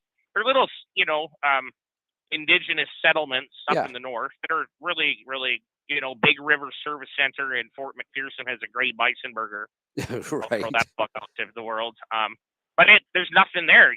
I don't even think internet works very good on your phone. You can kind of, but throwing Starlink in a truck changed so many of those, like kind of those intangible. Like you don't think much about, oh, I'm just going to pull into a truck stop. I'm going to stop for the night or at a rest area. And it's like, well, I'm beside a mountain and there's no signal. And, before, our last trip before Starlink, we had some issues on the highway and got stuck one night on a hill. I went through 6 sets of chains trying to get up that hill that night, and I'll never do that again. Anyways, we got pulled up by a grader in the morning, so it worked out. Yeah. But yeah, we were 26 hours without communication with my office. And I asked my boss about it. I'm like, well, did you ever get worried? He's like, well, I was never worried about you and Taylor because I'm comfortable with you guys together. I was a little bit worried about what had happened. Like he wasn't concerned for our well-being because he knows we'll figure out how to take care of ourselves. But it was, it had never happened in my 3 years with the company that we went that long without anybody knowing where we were. So the next trip back, they started building the mounts, and both trucks next trip had them on it. And yeah. So it's been a big game changer. If you're an owner of a company and you have trucks that drive through areas with no signal, and Yep. I think that ELD thing is probably the one main advantage it's brought actually to the business side of it, is the fact that I no longer, and our boss was okay with that before. He's like, well, if you need to stop, we got service, sure. Yeah. But now I can like max out my logbook way more often. Like That's nice. it's kind of funny when you pop the buttons and you look down, it says 2 minutes, or if you're trying to get it stopped within the 1 minute and before it says 0 and puts you in the red. But anyways, yeah, that's a good thing. It's saving on data. There may be a way to do it without a cell. Like I'm not even sure. I don't know how that would work. I have a tablet that's not a cell phone, and I think I can make messenger phone calls with that, like through Facebook Messenger. There are a my couple contact list. Right. Yeah, there's ways to do it now. So, all right, good stuff. That's the last call we have on the board. Hey, Brent, here's a trivia question for you. Yeah, man. How What you got? How many Starlink satellites are up in orbit right now? Oh goodness, I don't really know that answer to that question. I'm going to guess 17. That's my guess. I know this is such a good question because 6,714. I didn't know there were that many satellites up above our planet. That just Starlink alone, almost 7,000 Starlink satellites alone. Wow. So global coverage for continuous access. Yes. Wow.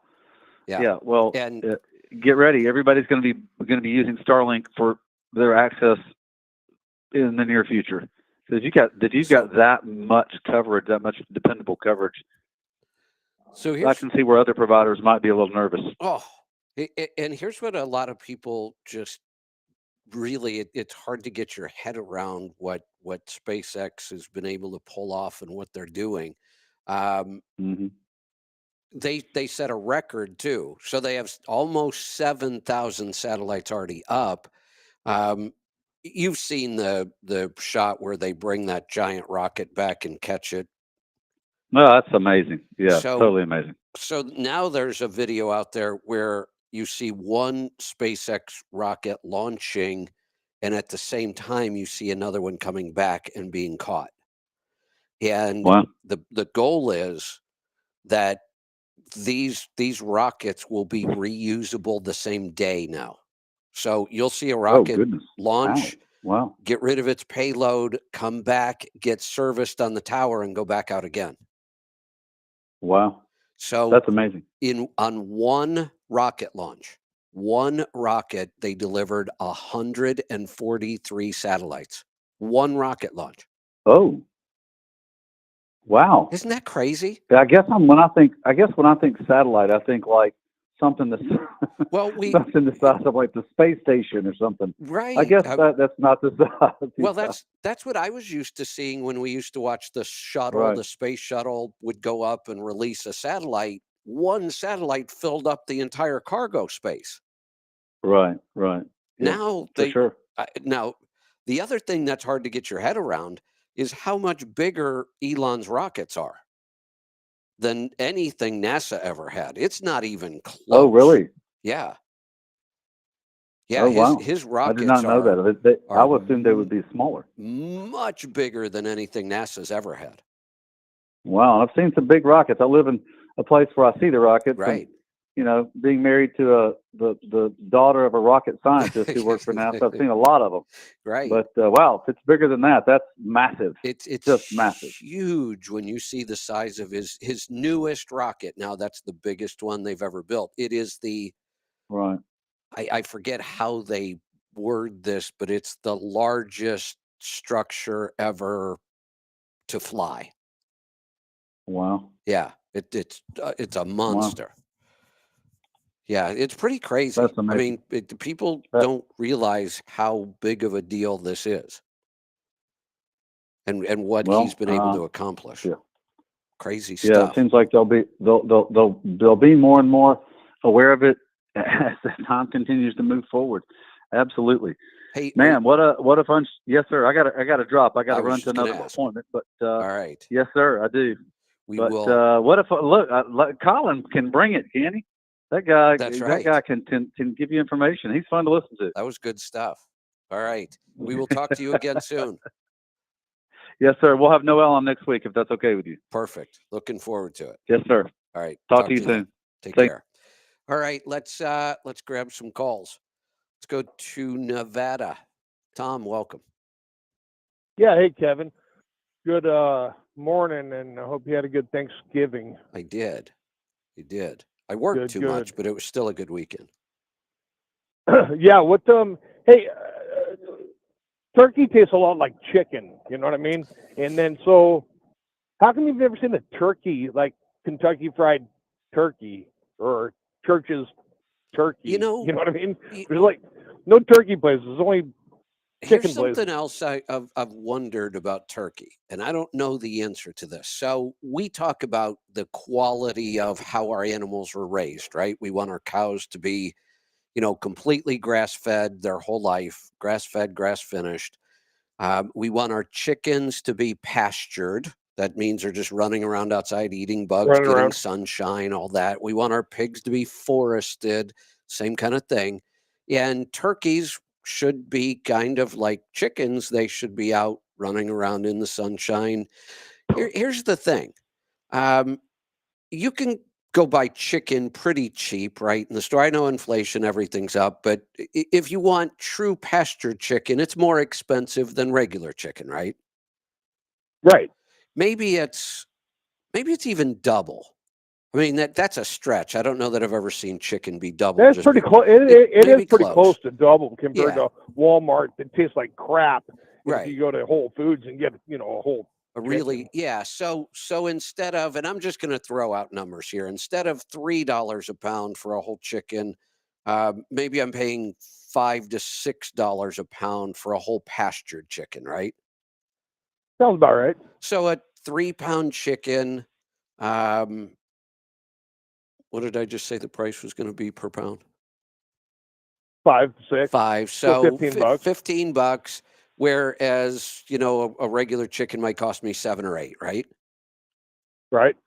When I went to buy a pastured organic turkey, it was like $110, and I could buy a Oh, no regular way. turkey for $30.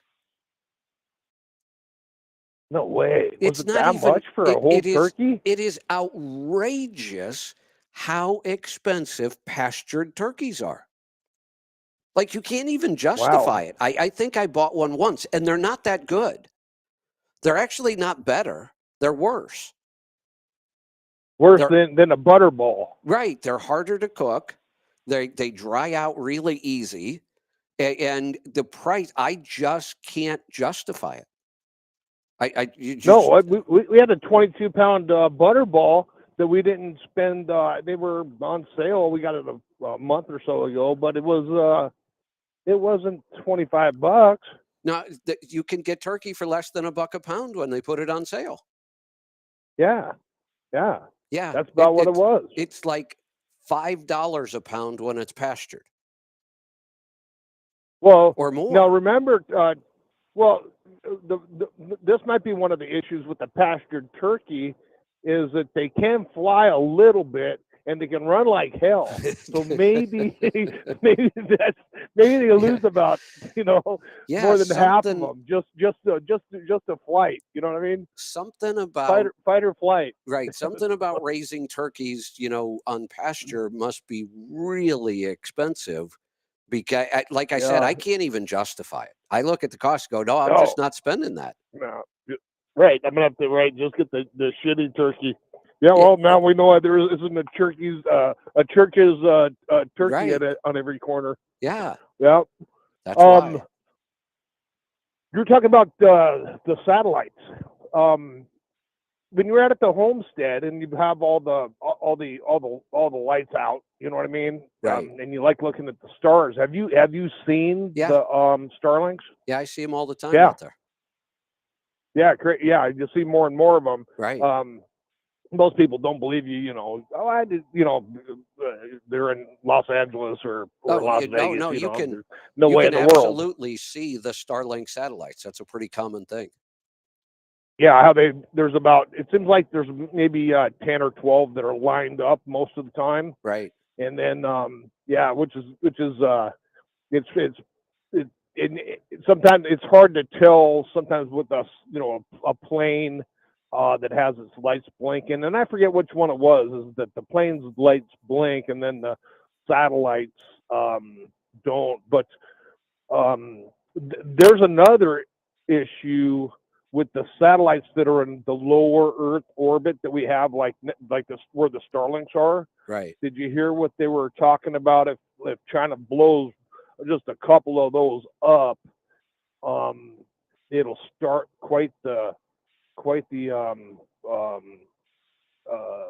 effect of them hitting each other. Oh, and really? Then before too awful long, it'll just become one big trash pile up there, and then you won't be able to get anything in higher orbit. That's quite the weapon that they've got on the back burner. So here's a business for the future. Somebody needs to figure out how to delete space junk. Yeah, and that's another thing, right? Right. Just I mean, even just the regular space junk. Yeah. Once it starts, once it rams into something, the snowball effect that could take care of, that could be a real issue in the future, which right. I'm sure it will be with 7,000 Starlinks, and he's launching hundreds every, week. He's not slowing down. I was used to watching NASA, where if you saw one rocket launch a year, it was a big deal. Big deal. Yeah. And then you see that the old Hunter got hardened, and you knew that was going to happen. Of course. but usually when they do shit like that, they'll do it walking out the door. Right. You know what I mean? Right. And then because that way you don't have to get any grief from it. Well, what's your opinion on him pardoning him so? I mean, he's still got what, 50 days. I don't know what's going on with him. I don't know if this is all revenge because they pushed him out, and he's just creating havoc with this. Here's the other thing: he's not just pardoned for crimes he's already been accused of. He got a blanket pardon for anything that might come up. I don't think that's legal. I'm not sure if it is either. I don't think the Supreme Court will okay that. The Supreme Court said you can't pay off student loans, but Biden kept doing it anyway. Right, you're right. But that's it. That was not like he had the Justice Department behind him. He's just not prosecuting anybody, But with the Supreme Court and then Pam Bondi, and I just really wished it was the other guy because he's got a axe to grind with them, But so I'm sort of afraid that this is the start of their, because they're not going to just lay on their backs and give up. No, that's not at all. I'm wondering what's coming. Yeah, and so I think this is a start of something that does he bow out now and then put Kamala in there and then she declare martial law? I mean, I'm not putting anything past him, really not. I know that it sounds crazy, conspiratorial, but now that Trump's basically, you look at, I don't know if you've seen that Syrian rebels that are moving down from, if they get to Aleppo. I think it's Aleppo. Yeah, into Aleppo. Yeah, that's gonna affect the global commerce there because they have the Black Sea? I think that's the Red Sea. Yeah, one of them. It's quite a shipping channel for fuel and whatnot. So that's a lot of stuff to keep our eyes on. Yeah, there is. There's a lot to be optimistic about, but it also feels like it's too quiet. It's too quiet. Yeah, it's something. Yeah, a lot to be very, very, very. I've never been this optimistic about the future of our country because we can actually change. You talk about flushing the toilet. Yeah. But he's going to get the Roto-Rooter out there. You know what I mean? There's, if they even pull off, my biggest fear is they're claiming too much. You can't do. I like the fact that they're going after everything, but they really only have 2 years. If they don't make some improvements in 2 years, if for some reason the economy gets worse, or the market crashes, or interest rates go back up, in 2 years they will lose the House and the Senate. The House and the Senate, right? They'll lose them both. But what if they do everything that they pretty much said they can? Plus, if it's a federal election, the states can be in charge of it, but you can pass a federal law. I mean, because every House, every Senate seat that they could possibly cheat on, and look at California. I mean, there's a couple apparently that we won pretty easily, but everything that counted for 30 days and 45 days after the election, it always goes to the Democrats. It never goes the other way. So if they can pass a federal law on, if they pass a federal law on paper ballots or whatever it is, you know what I mean, for the recount part of it, I think that would go a long way in maybe keeping the House and the Senate in 2 years. Yeah. Oh no, there's no doubt. If things go well, the Democrat Party's in trouble. If things go really well, the Democrat Party is in real trouble. If they don't go well, we're going to be back to business as usual. We'll lose the House and the Senate. We'll be back in a gridlock again, and who knows what will happen in the next presidential election, and nothing will change. The next 2 years, if they can pull this off and keep the economy together, we could see the biggest political change in my lifetime. Yeah, I think they can. I think they really can keep the economy together because did you see that? Did you see the chart on freight coming out of red states is up somewhere? I want to say it was like 40%, and then freight coming out of blue states. This was 2 weeks before, compared to 2 weeks before and 2 weeks after the election. Then freight coming out of red states was down like 6%, or blue states was down 6%. So I think I think where Republicans are controlling their states, people are very optimistic. So I think that'll really help. Yeah, no doubt. I'm on a Hey, dirt road. I'm on a dirt road in the middle of Nevada, going to a solar panel place. Going, nice. up at like 17 miles an hour. There's nobody around. I can't believe I have a reception. I don't know why I clicked on this because I probably just went down a rabbit hole I shouldn't go down, but I decided to go check to see what kind of comments the FMCSA was getting about broker transparency. Right. Listen to this.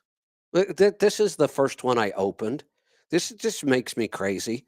Quote, this is a comment at the FMCSA about broker transparency. The comment period is open right now. So here it is. Quote, how can we be competitive when we don't know what the rate is in the first place? We're just going off of what is offered. The offers are very low.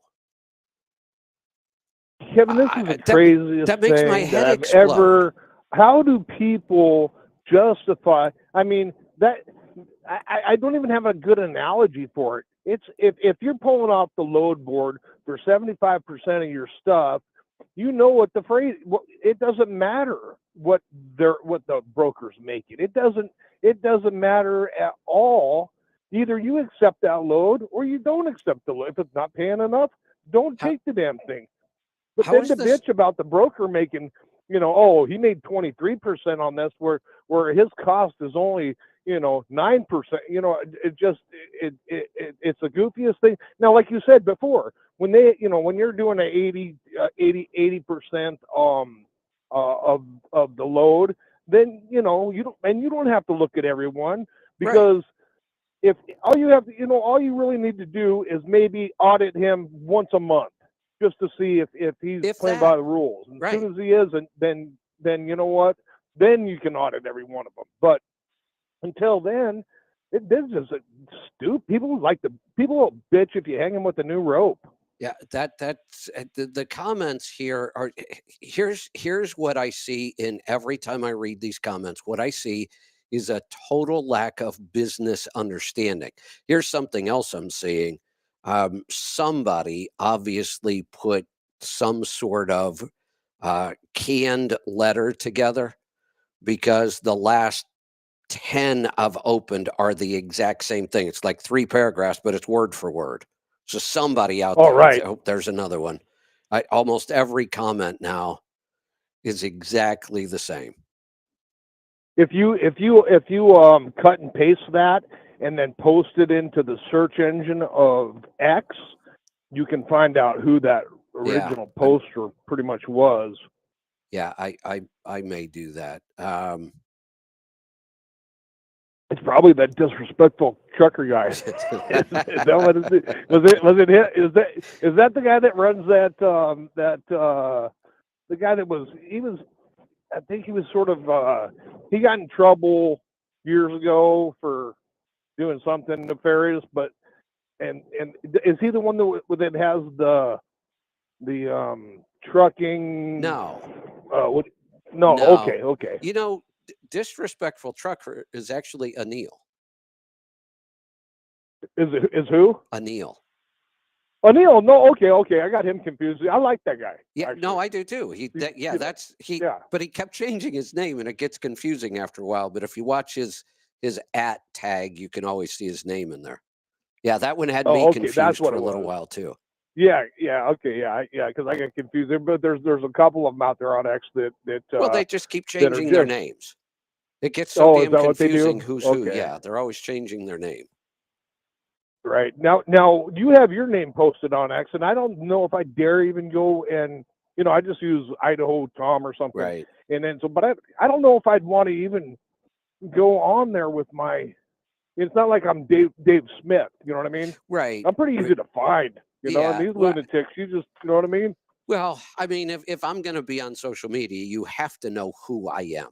I mean, I have to be right. I mean, I'm on there trying to give advice. You got to. I can't hide. I got to be me. So the only advice I give people, about half of the time, is how they can fuck themselves. So, you know what I mean? There's that. You know what I mean? That's right. So, That's right. All right. All right. That's all I had. Good stuff. All right. Let's go to South Carolina. Sarah, good morning. Hey, Kevin. I got a question about the satellites you guys are talking about that Elon Musk is putting up. Yeah. If there's an EMP down here and all the electronics get knocked out, but you happen to have a cell phone that works with that satellite in like a Faraday bag. Right. Are those satellites knocked out, or can you take that cell phone out of the Faraday bag and hook up to the satellite? One of the things we always have to say when we're talking about this, when we're talking about EMPs, the real answer to most of these questions is nobody knows for sure. Okay. There's too many variables, and we've never really been able to test this.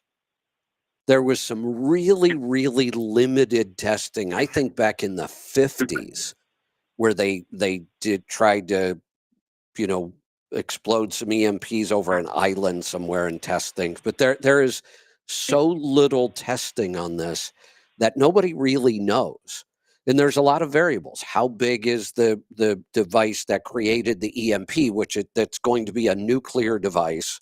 And in order to create an EMP, you explode a nuclear device high up in the atmosphere. Well, how high? And the higher you get it, if it's strong enough, it will cover more area on the ground, but it's got to be big enough. So there's just so many variables. We're not even positive how many things would be affected by an EMP. If you're out at the edge and your car was in a garage, maybe it won't affect your car. I mean, nobody really knows for sure. But I believe that, and I kind of look at Starlink like this, and I am looking right now at Faraday bags because I want to put the dish, my little Starlink mini dish, and a phone and probably an iPad in a Faraday cage and just leave it there. Because if there's a massive power outage somewhere, you're going to lose internet, you're going to lose cell phone, but Starlink should still work. If you have power, that you should still have Starlink. Then the question is, if you have power and you have Starlink, I would think depending on where the EMP was hit off, you wouldn't be able to get on the internet because wouldn't servers be knocked out? That's another problem, is you can connect to the internet, but is there going to be anything to connect to? Now, some of it depends, how widespread is the outage? Because let's say it's the whole country of the United States, but it's not, Canada or Mexico. It didn't get, there's servers all over the world. Right. And we even have servers all over the country. Right. And just for us, we don't own our servers. The one thing I am willing to pay somebody else for is server space, because we can then set up multiple redundant backup servers. We can have a backup server that's not even in this country. So yeah, the internet would be really disrupted, but there's still going to be something there. And you should still be able to communicate. If you had two people and you both had satellite phones, you'd still be able to communicate. Okay. Just an interesting concept I was thinking about is, as a backup, maybe have one of those minis and a cell phone in a Faraday bag just in case. Well, that's one of the things I'm looking at. The other thing I've been researching, and again, I don't know how to know whether this is really going to work or not. I found a company that makes devices, and for like $400, you could wire one of these devices to your truck, and that is supposed to protect all the electronics on that truck from an EMP. Oh, nice. It's basically, the technology is a super fast acting fuse is kind of what it is. It's a little more complicated than that, but it reacts in, milliseconds to this surge, and it just disconnects everything like a fuse would break. That's what this device does. But how do we know it works? We won't until the EMP until if something happens. Right. But I guess if it's not super expensive, it's probably worth having as a backup just in case it does work. Well, they even make one for my whole house generator. Because there's the same thing. My whole house generator is all electronic. In an EMP, it will probably get fried. There's so much ifs. I know. Yeah. It's interesting to think about. And then I had Vic wanted me to throw out another thought there he had. He thinks that pardoning, if Joe's really, that he thinks that Joe's not really thinking about his son's well-being. If he was really concerned about Hunter's well-being, to pardon him from his crimes would be the last thing he could do, because a pardon like that from his crimes, he'll think that it's okay to keep doing them, and eventually he'll go back to the drugs, and he'll die of Vic thinks he'll die of an overdose shortly after Joe's gone. This is the opposite of what we call tough love in parenting. Yeah. This is the opposite. I mean, a good parent, when your kids make mistakes, you let them pay the consequences for those mistakes. That's all I had for today. I'll probably call back on Wednesday with some stuff. All right, sounds good. Well, oh no. Hey Fred, call back. Or Angie, if you could call Fred back. This is one of those things that I was trying to hang up on Sarah, but I hung up on Fred because it moved right when I was getting ready to click, because Sarah hung up herself. So looks like we're already getting Fred back. I see him in the screening room right now. So I'll pick up in just a second. Yeah, it's just one of those things where right as I was clicking, Sarah must have hung up and the board shifted and I clicked on the wrong link. There we go. All right, Fred, sorry about that. Fred, there you are. Hello, you there? Yeah. Okay. Operator the level error. of abuse I take. Nice. I know. Operator error. I saw Fred. I'm just going to hang up on him. Nice. How was your weekend, sir? Too busy. I should have taken a little more of a break. I just, every day I got up, and actually I had a whole list of things I wanted to get done, and I didn't get one of them done, but I got a lot done. That's good. Yeah. That's good. Yeah. Yeah, I come up here to Kansas City to get the truck aligned. I just replaced the springs in the back. Oh. And as I'm sitting there, I'm supposed to do a load out of Kansas area here over to Ohio for later in the week. I didn't want to schedule anything while this was getting done. And I got called while I'm sitting there at the alignment shop for a load down to Dallas today. So. Oh, nice. Life is crazy, but good, you know? I was going to say, tell Chad I said hi, but Chad's probably not there, is he? No, his boy's running the shop up here in Kansas. So that's pretty nice awesome. Kid. Good yeah. kid. Love that. Yeah. Yeah, I called Chad, I said, "Where are you? In Arizona or Kansas?" He said, "Arizona." Yeah. I said, "What's going on?" I said, "What's going on with Kansas?" "Oh, my son's there." I said, "Is he as good as you?" And he said, he's better. I said, "Okay, that's perfect." That's the way it should work too. That's right. Very nice boy. Good. So, Good. Yeah, I heard Sarah talking about Hunter, and Joe Biden has never been a parent. That's number one. You're right. And if you look through the pardon, it goes back to 2014. So he's just covering his ass, is what he's doing. Yeah. Yeah. No doubt. You know. Yeah. No So doubt. it's. I think it's pretty interesting though. Some of these picks. You know, I was talking to someone about the Gates deal. Yeah. So I don't know how true this is, but apparently Gates resigned just from this term in Congress, that he's elected to Congress starting the first of the year. Correct. So he didn't give up anything. He's going to be back in Congress, and this was just kind of to weed out any senator that was going to push back on the agenda, I think. Yeah, it's hard to say what's happening. I thought I read somewhere that he actually made a statement, and you are correct. He resigned from the current Congress, but he's already been elected to the next Congress. But I thought I saw where he made the statement he wasn't taking that seat either. Oh, really? Yeah, oh, maybe. But he's got some other plan, but he's not telling anybody what it is. Okay. Okay. Well, that's interesting. Yeah. So I don't know. Boy, you know, I was pretty happy with most of the picks, but when he got down to some of the final picks that affect agriculture and health, I wasn't that wild about them. Yeah. What do you think about Jay Barashari there? Dr. Barashari. That is one of my absolute favorites. That I will say is a really good pick. I don't know if you'll even remember this. This goes way back to the very beginning of COVID, sometimes still in 2020. There was a group of doctors that came out early, really early. Yes.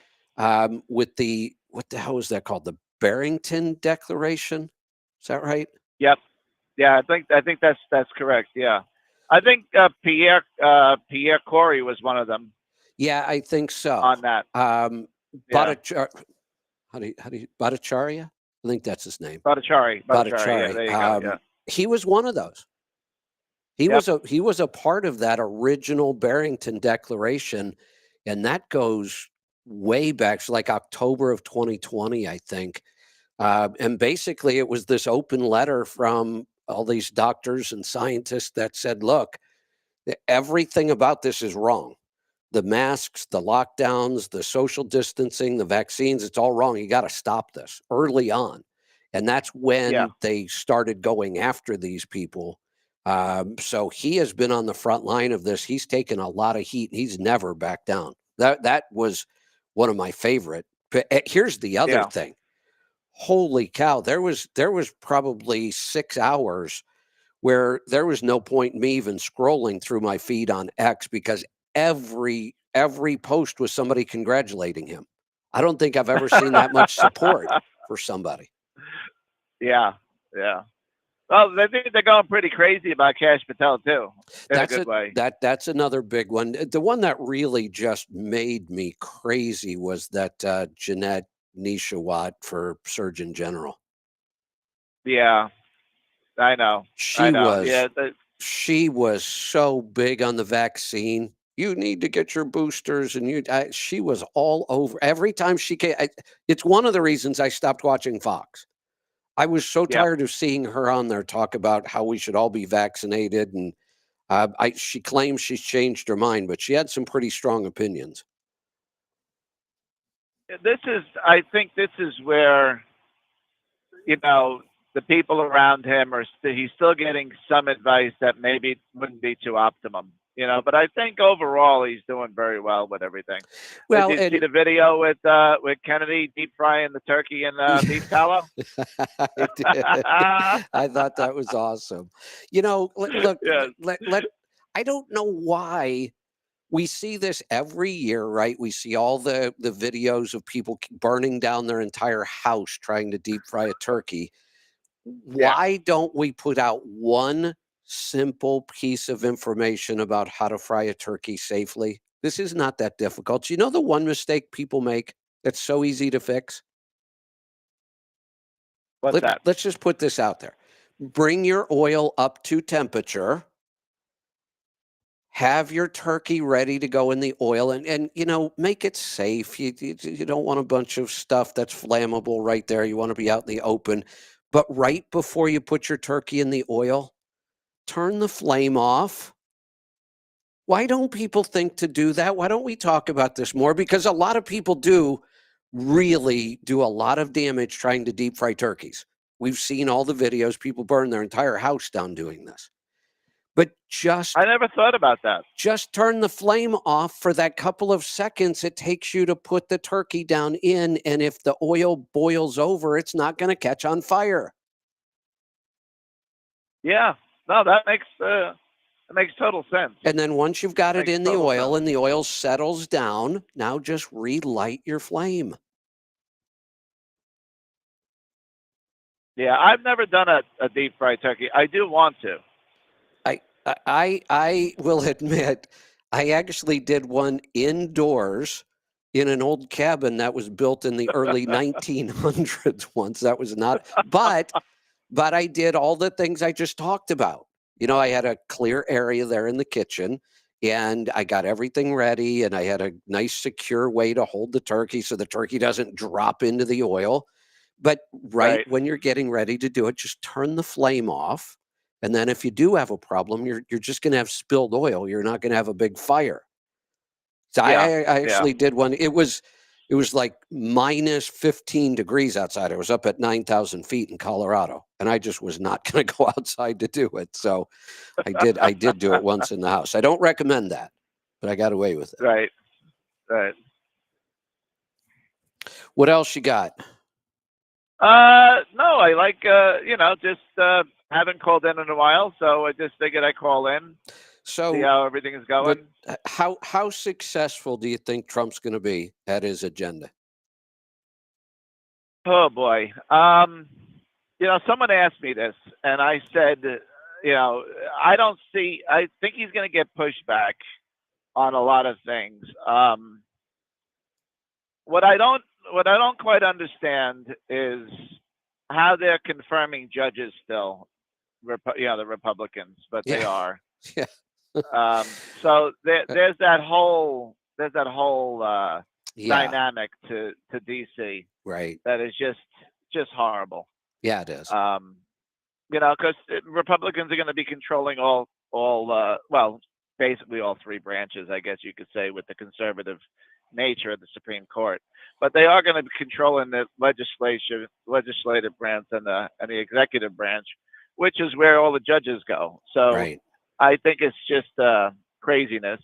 But someone asked me if he got nothing done. I mean, half the stuff done, would you be upset? I said no.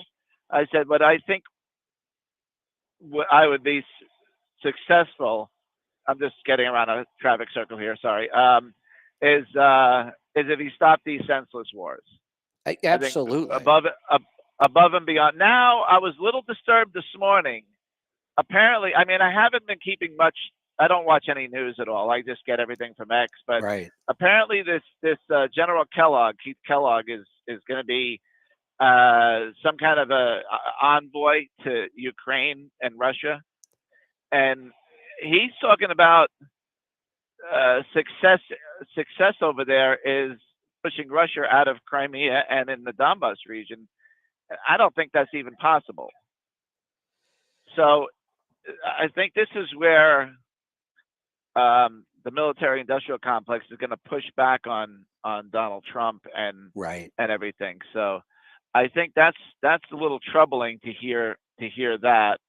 He was on. I think it was this morning. He was on Fox and Friends or one of the morning shows, and stating that. And I'm saying that's not really what Trump wants. Trump wants everyone just to cease and desist. Yeah. It's like I said. I'm cautiously optimistic. I've never seen this much of an effort to actually shrink the government. We've heard from both parties over the years, we're going to shrink the government. Nobody ever does. And finally, there seems to be a real effort towards doing it. and part of the reason why we're all sitting back wondering if it's going to work, because nobody's ever really tried it before. Correct. And you know what's really, I think, promising? The last week or so, Elon and Vivek have been posting videos of Milton Friedman. Right. And that is the guy, if you're going to take any advice from him, and they have Ron Paul on the team now, too. Yeah. Ron Paul is an advisor to Doge. So that's a big deal. He's gotten almost everything right in the last 30 years. Yeah, Ron he sure Paul. has. He sure has. So I know. Yeah, if you're gonna have an advisor, that is definitely the guy to have on the team. Right. So that is very comforting to hear all of this. Again, I think they have a very good, like the last time we were talking, I think they have a very good. I'm sorry. A very good chance of maybe shutting down some of these agencies, believe it or not. Yeah, I certainly hope so. It would be nice to see things actually change in government, and got some economists saying we're looking at a really good 10 years. That'd be awesome. I hope so. Well, that's another thing. I went back and forth with Craig recently about the tariffs and the importing, and he doesn't seem that he don't think there's going to be any kind of slowdown, because there's that what is that, buy forward or whatever that's called, forward, where they load up on products coming in. Right. So it's already starting to happen, and that may be a part of what's driving some of this freight that we're seeing right now, is that manufacturers that buy materials from China or any of these countries we're talking about putting tariffs on, they're going to pre-buy. It's kind of like the pre-buy when we see the new emission standards coming out in trucks. Fleets would buy ahead of time. That's what we're going to see. That should carry us for a while. And then the hope is, in the meantime, we actually start nearshoring again. And when we produce products in this country, it adds a lot more to freight than when we ship products in from other countries. We get a lot more movement of freight within our own country. So that's it, and only a part of that has to do with the tariffs. In fact, the economist I watched, Donald Broughton, at the NASDAQ event, said it's not the tariffs at all. It's just the way the world is working, and we are going to be nearshoring more. We're going to start manufacturing here again. And he said the tariffs will have a short-term impact on that, but the bigger impact is not the tariffs. It's not Trump. It's just where we are in technology. Yeah. Yeah. Well, I mean, look, that book, the Peter Zahan there. Yeah. He was spot on. That was sure a couple of years ago. Yeah. When we read that book, right? Yeah. So and yeah. I made a big deal out of that book for a reason, because it was such a crazy concept. And I kept saying, when I think about it on the surface, I think, oh, hell no, that's never going to happen. But when I read the book, he had me convinced. Yeah. Yeah. I mean, I actually re-listened to that book not too long ago, just to maybe try to pull some more information out of it. It is pretty it's pretty wild how things are coming true. Yeah. The way this is. Yeah, it sure is. All right, Fred, I'm going to cut you loose. I'm going to grab another call here, and let's go to New York. Jerry, welcome. Well, good morning, Kevin. I got a whole bunch of things to clean up here. I think we'll get through them real quick here. The first thing is that a lot of the groups that are absolutely lambasting Trump on his tariffs are the same ones screaming for higher corporate taxes. Like taxes aren't passed on to the consumer also? They just don't get it. You're right. And here's the point I've been trying to make. These two words are almost completely interchangeable. Taxes and tariffs are almost the same thing.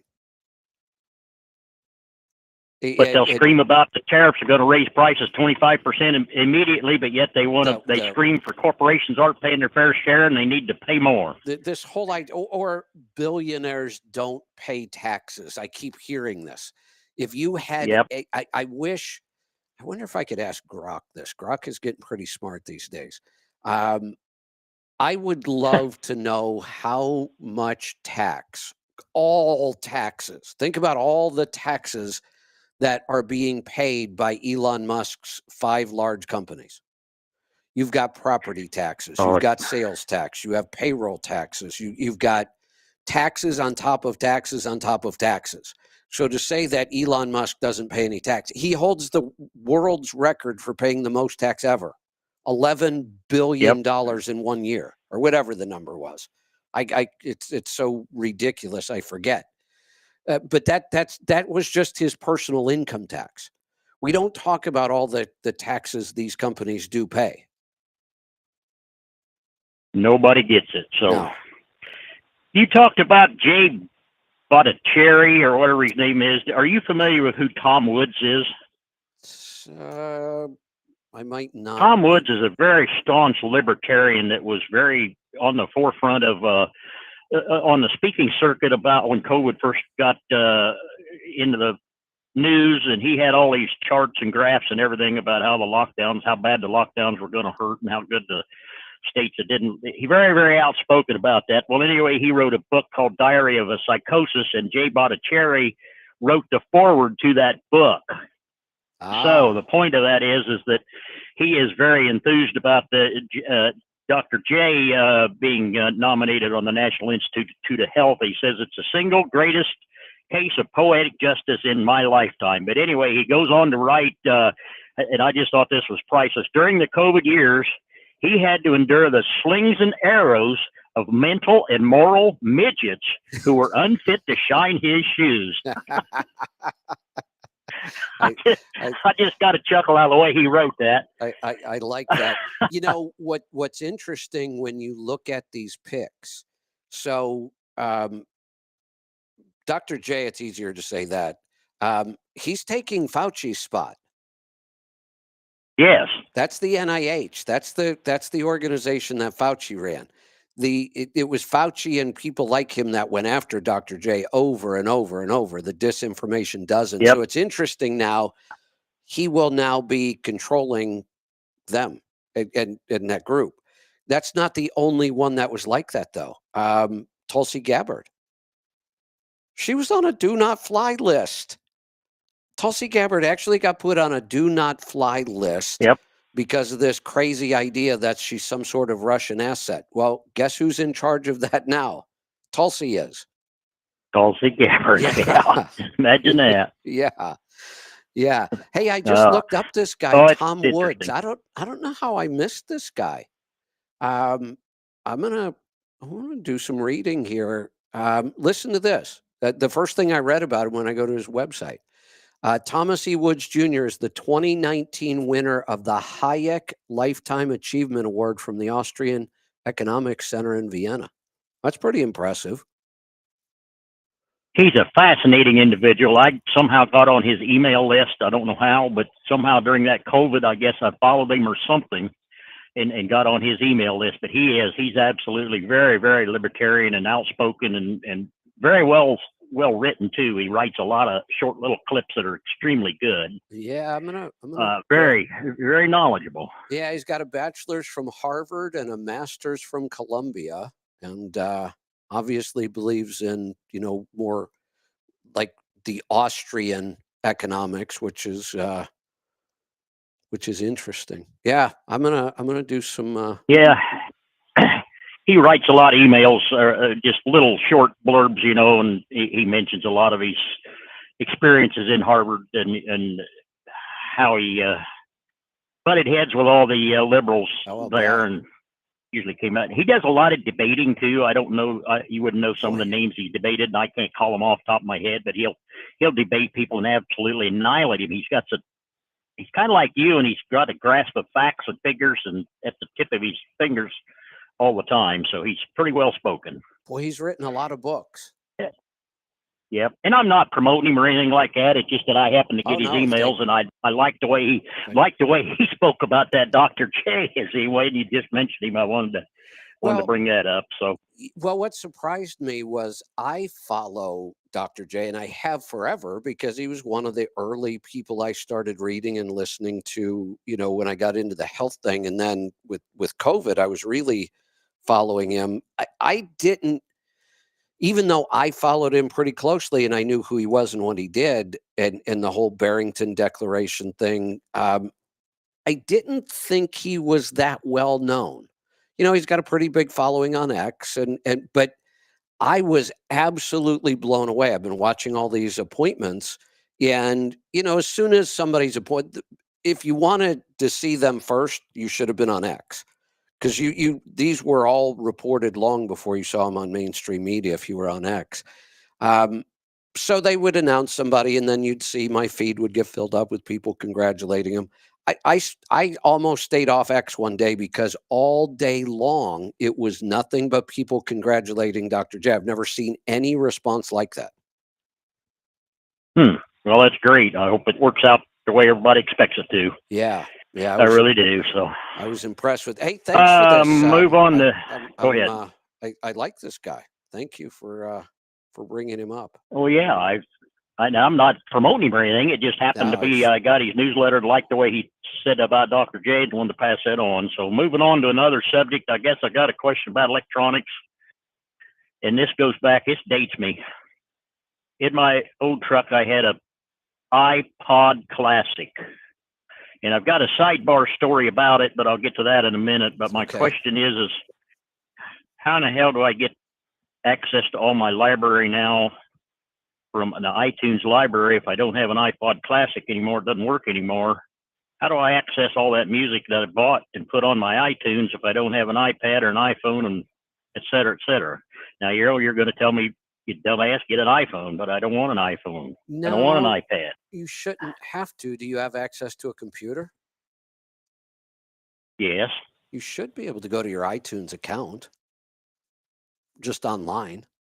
Can I do, I never thought of that. Can I access the iTunes account on an Android tablet that's hooked to my truck speakers and play it through that then maybe? You should be able to, yeah. Yeah, you. Hell, I never thought of that. Yeah, all right. I would just try that. And any device with a browser will allow you to get to your account. Doesn't have to be an Apple device.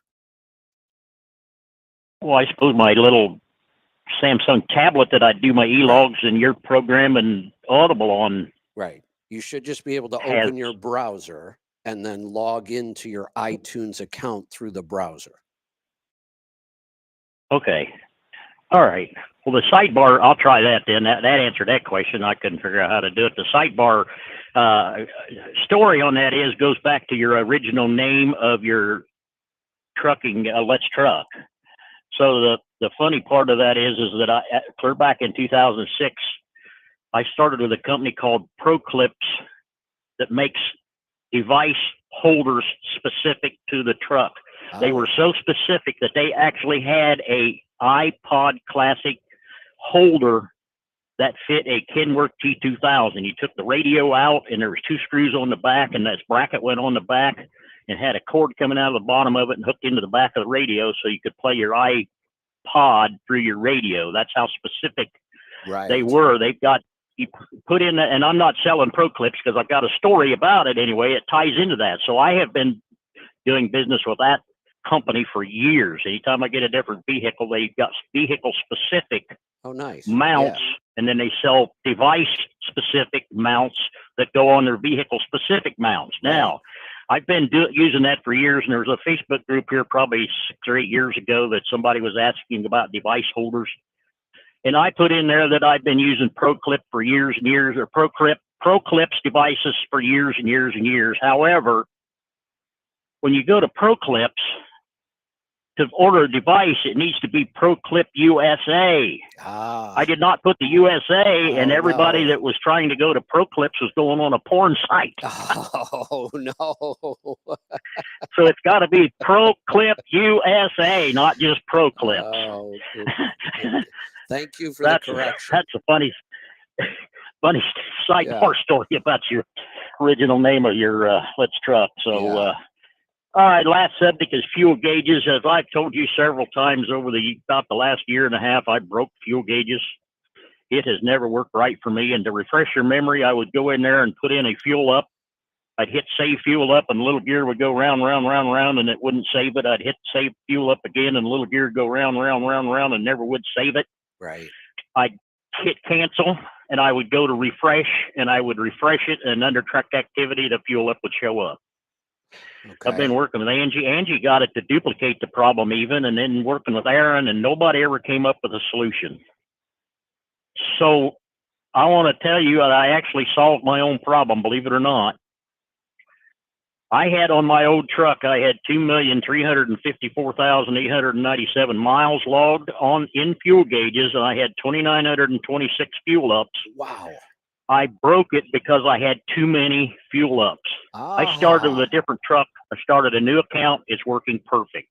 Interesting. And Aaron kind of suggested that he suggested that that's what, because it has to go back in order to come up with a lifetime mileage. That's right. It has to go back and recalculate all the miles and all the fuel ups and all the gallons. And it was just simply overwhelming the system. But he said it shouldn't do it, but it is.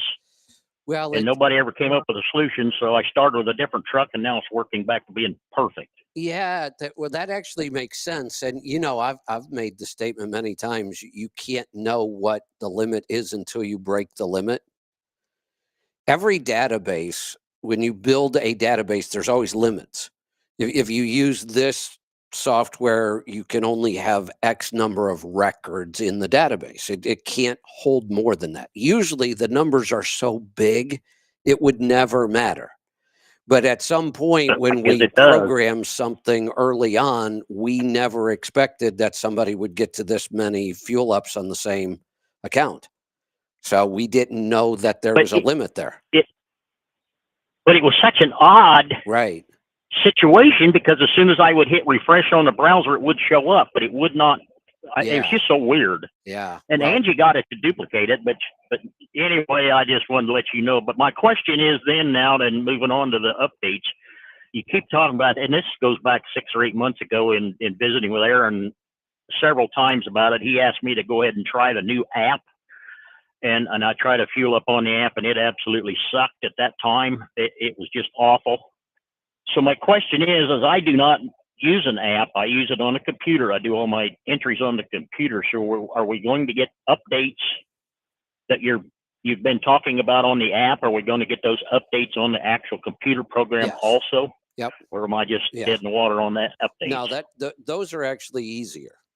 The computer browsers are the phones are a pain, and Android's really a pain. I mean, Apple is so much easier than Android. Android has too many versions, too many devices.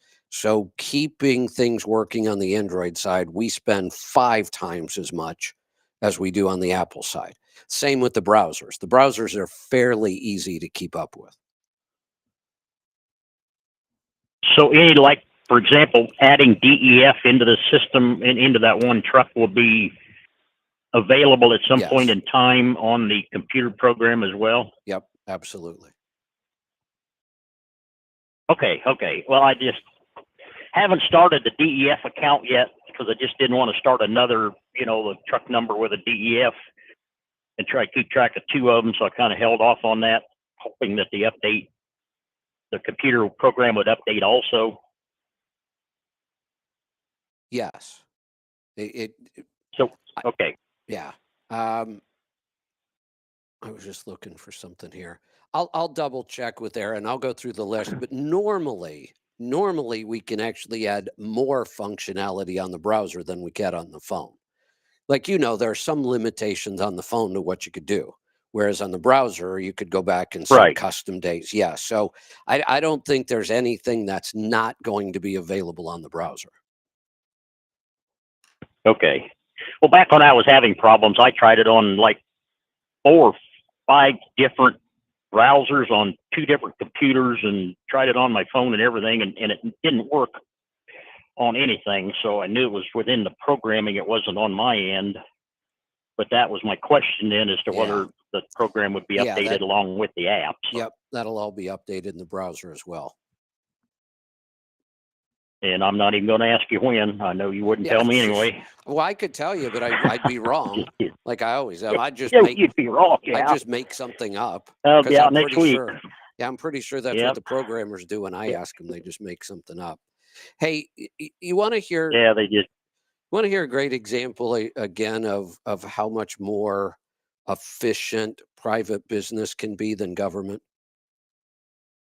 sure. So, and obviously, I talk about Elon a lot because he's doing things that nobody else has ever done. And I've been watching NASA like you my whole life.